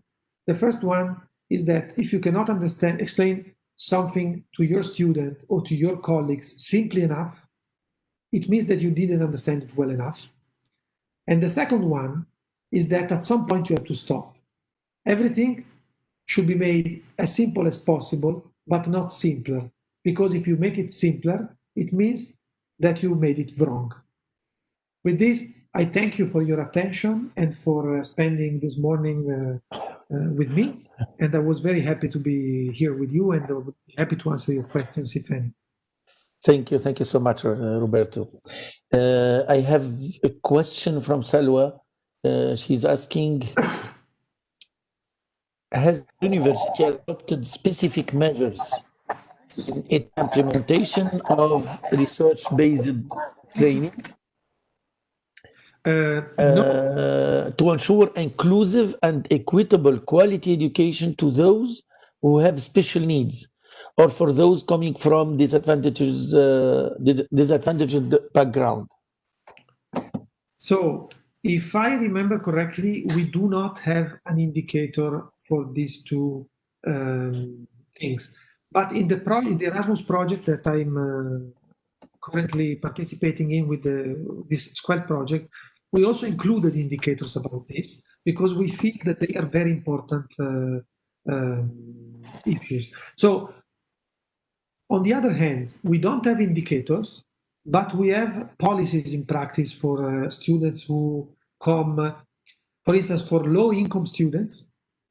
We have three categories in which I would say we have good policy in practice. The first one is international students.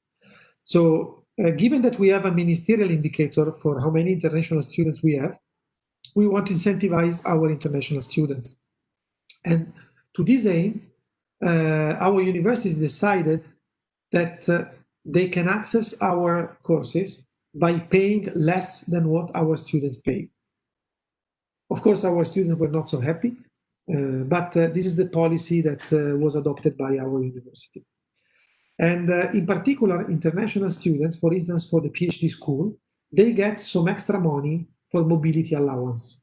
And this is another thing that we did to favor the participation of international students.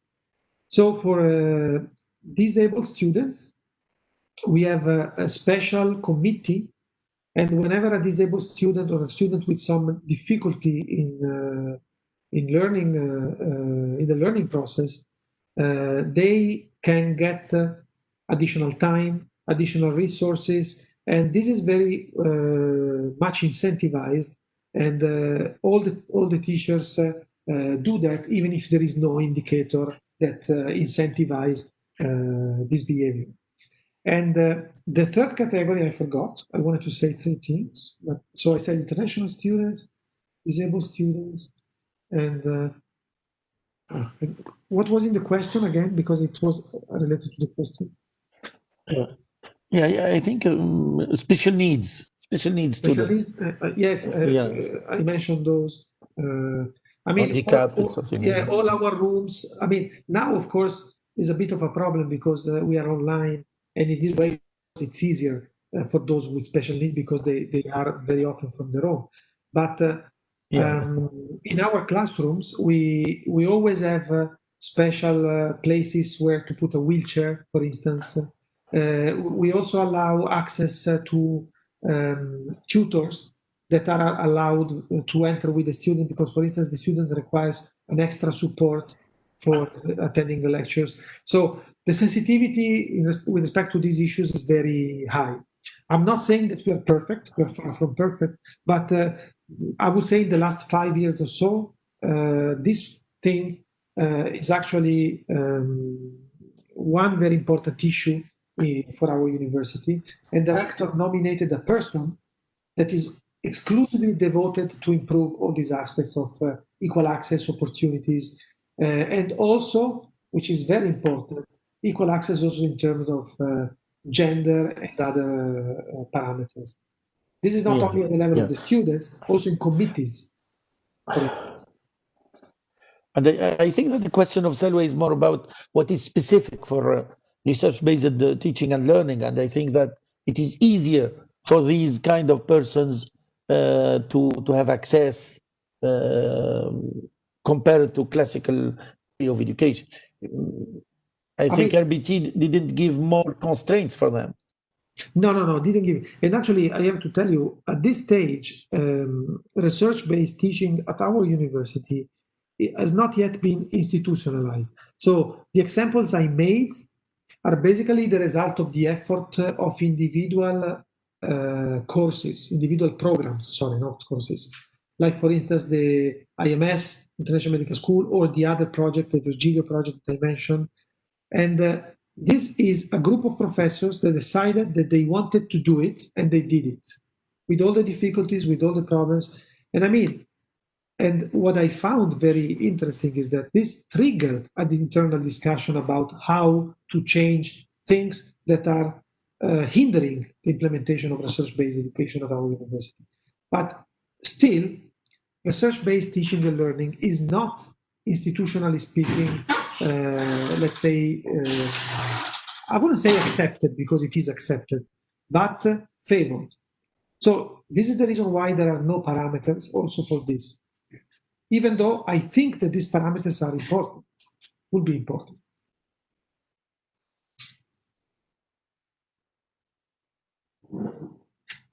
Thank you very much. Several colleagues are thanking you, Roberto, also Kauthar. So thank you very much for this agreeable seminar. We hope really to have the opportunity to work together and to have you in Tunisia in the near future. Several parts of what you presented are give ideas for possible future Erasmus Plus projects in order to establish some pilot projects in Tunisia. So perhaps Kauthar, you can transmit this idea also to the ministry in order to develop structural capacity building project in order to implement some pilot projects in research-based training and learning in Tunisia. Thank you so much. So I will give Roberto just last word, and Kauthar, and then we will. I mean, I just want to thank you for being here. It was a very long meeting. I just hope that it was interesting for you and useful. I mean, there are references in my presentation. It's not an exhaustive list. If you think that you may need more, please let me know. I will do my best to send you other documents. And that's it from my side. Thank you very much. Thank you so much. Kauthar, please. Thank you, Professor, for this idea for the case of Italian research-based and teaching Italian universities. I want also to answer question. Si je peux en français, si Adel, parler en français. Une question qui m'a été bien sûr. par l'une des followers, je crois que c'est Madame Salwa, non? J'ai oublié le nom. Bon, elle pose la question, est-ce un problème, elle a dit, de leadership et d'absence de vision de la part du ministère de l'enseignement supérieur et des universités? Donc, est-ce qu'il faut vraiment donc imposer cette méthode? Bon, je peux lui dire que pratiquement, il faut dire qu'on a commencé à travailler.